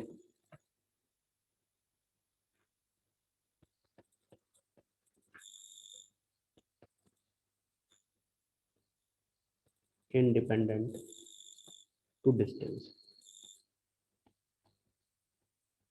इसका डिस्टेंस से कोई लेना देना नहीं होता है और हमेशा ऑर्थो एंड पैरा पोजीशन से ऑपरेट होते हैं। ठीक है, ये पॉइंट नंबर फर्स्ट हो गया। पॉइंट नंबर 2 है जो हाइपर कॉन्जुगेशन इफेक्ट होता है, तो inductive effect,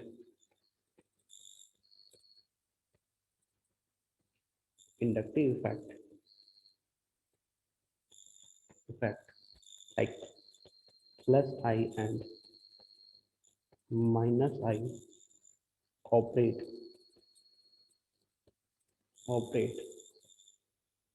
from ortho meta and very less from para। वो डिस्टेंस डिपेंडिंग इफेक्ट होता है, ortho Meta and very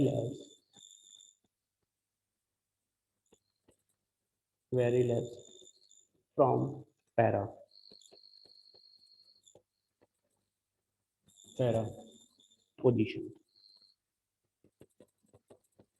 position and it is distance depending effect।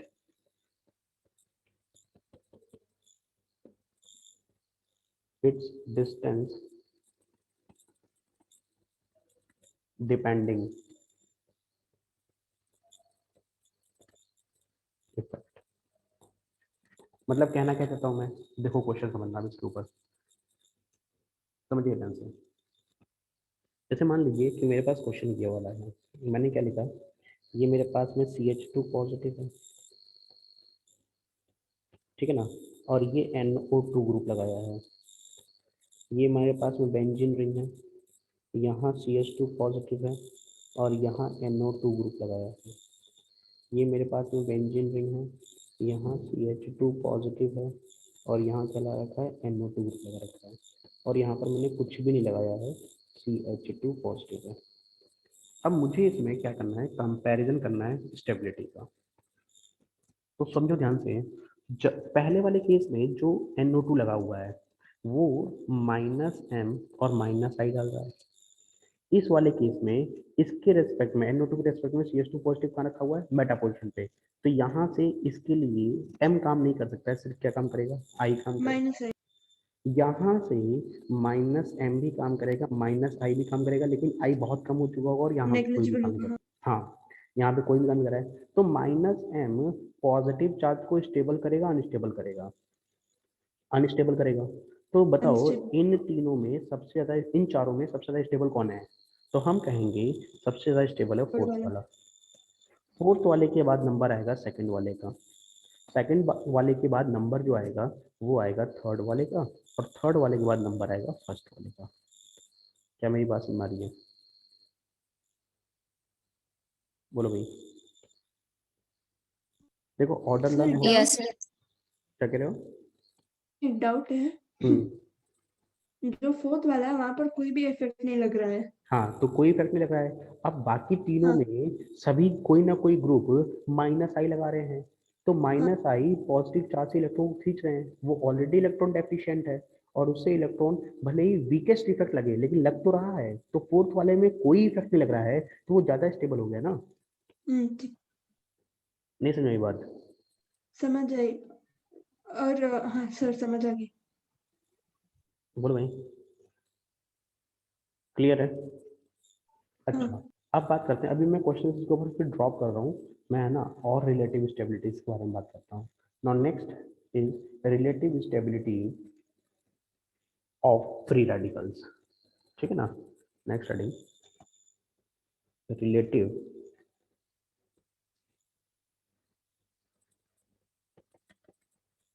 Relative stability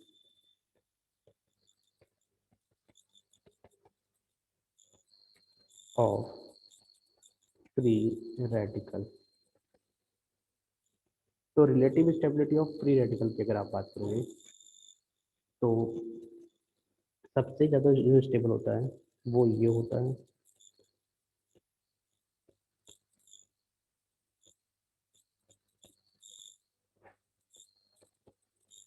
इसके बाद इसमें कॉन्सेप्ट बहुत क्लियर होते हैं, इसमें ज़्यादा प्रॉब्लम वाली बात नहीं होती है।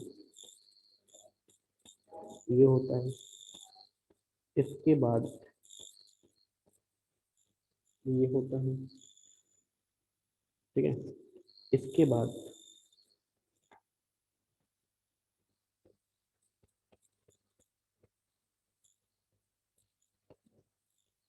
ये वाली कैटेगरी होती है,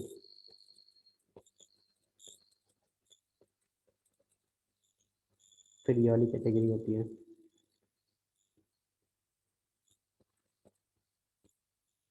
फिर ये होता है,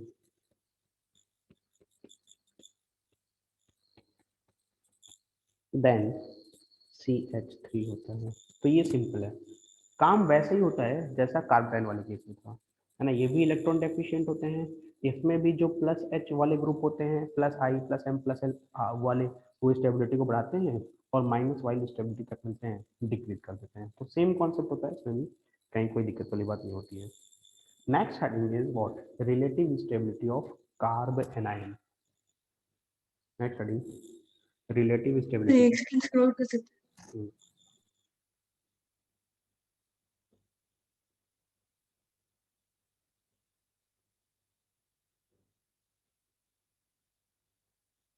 हाँ सर ओके।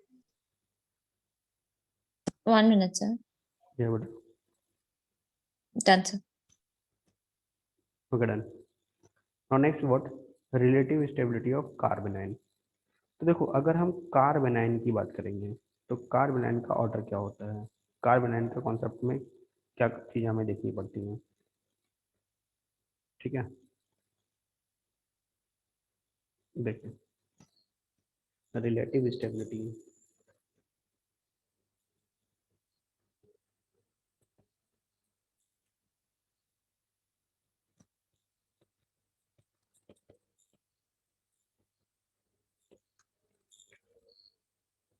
कार्बोनाइन,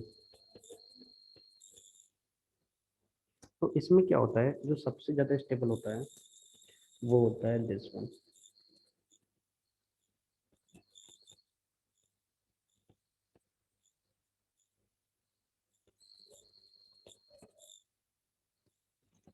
इसके बाद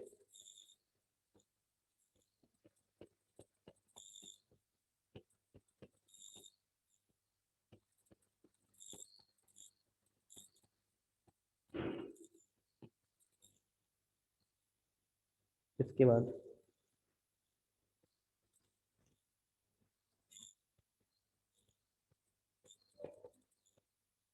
नेक्स्ट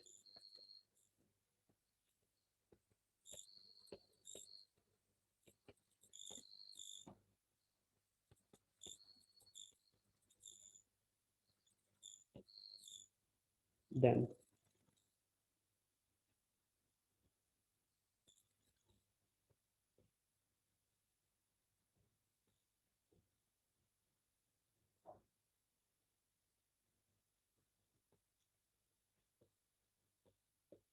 then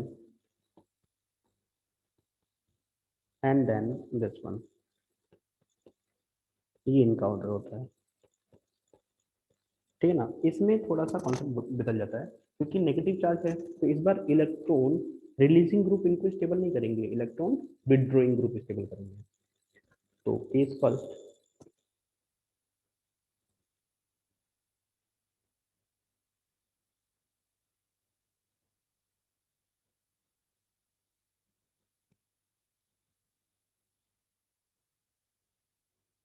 हेलो हाँ सर।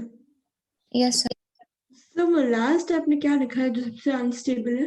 स्क्रीन आ रही है आपके सामने? हाँ सर, स्क्रीन आ रही है। Yes sir. वेट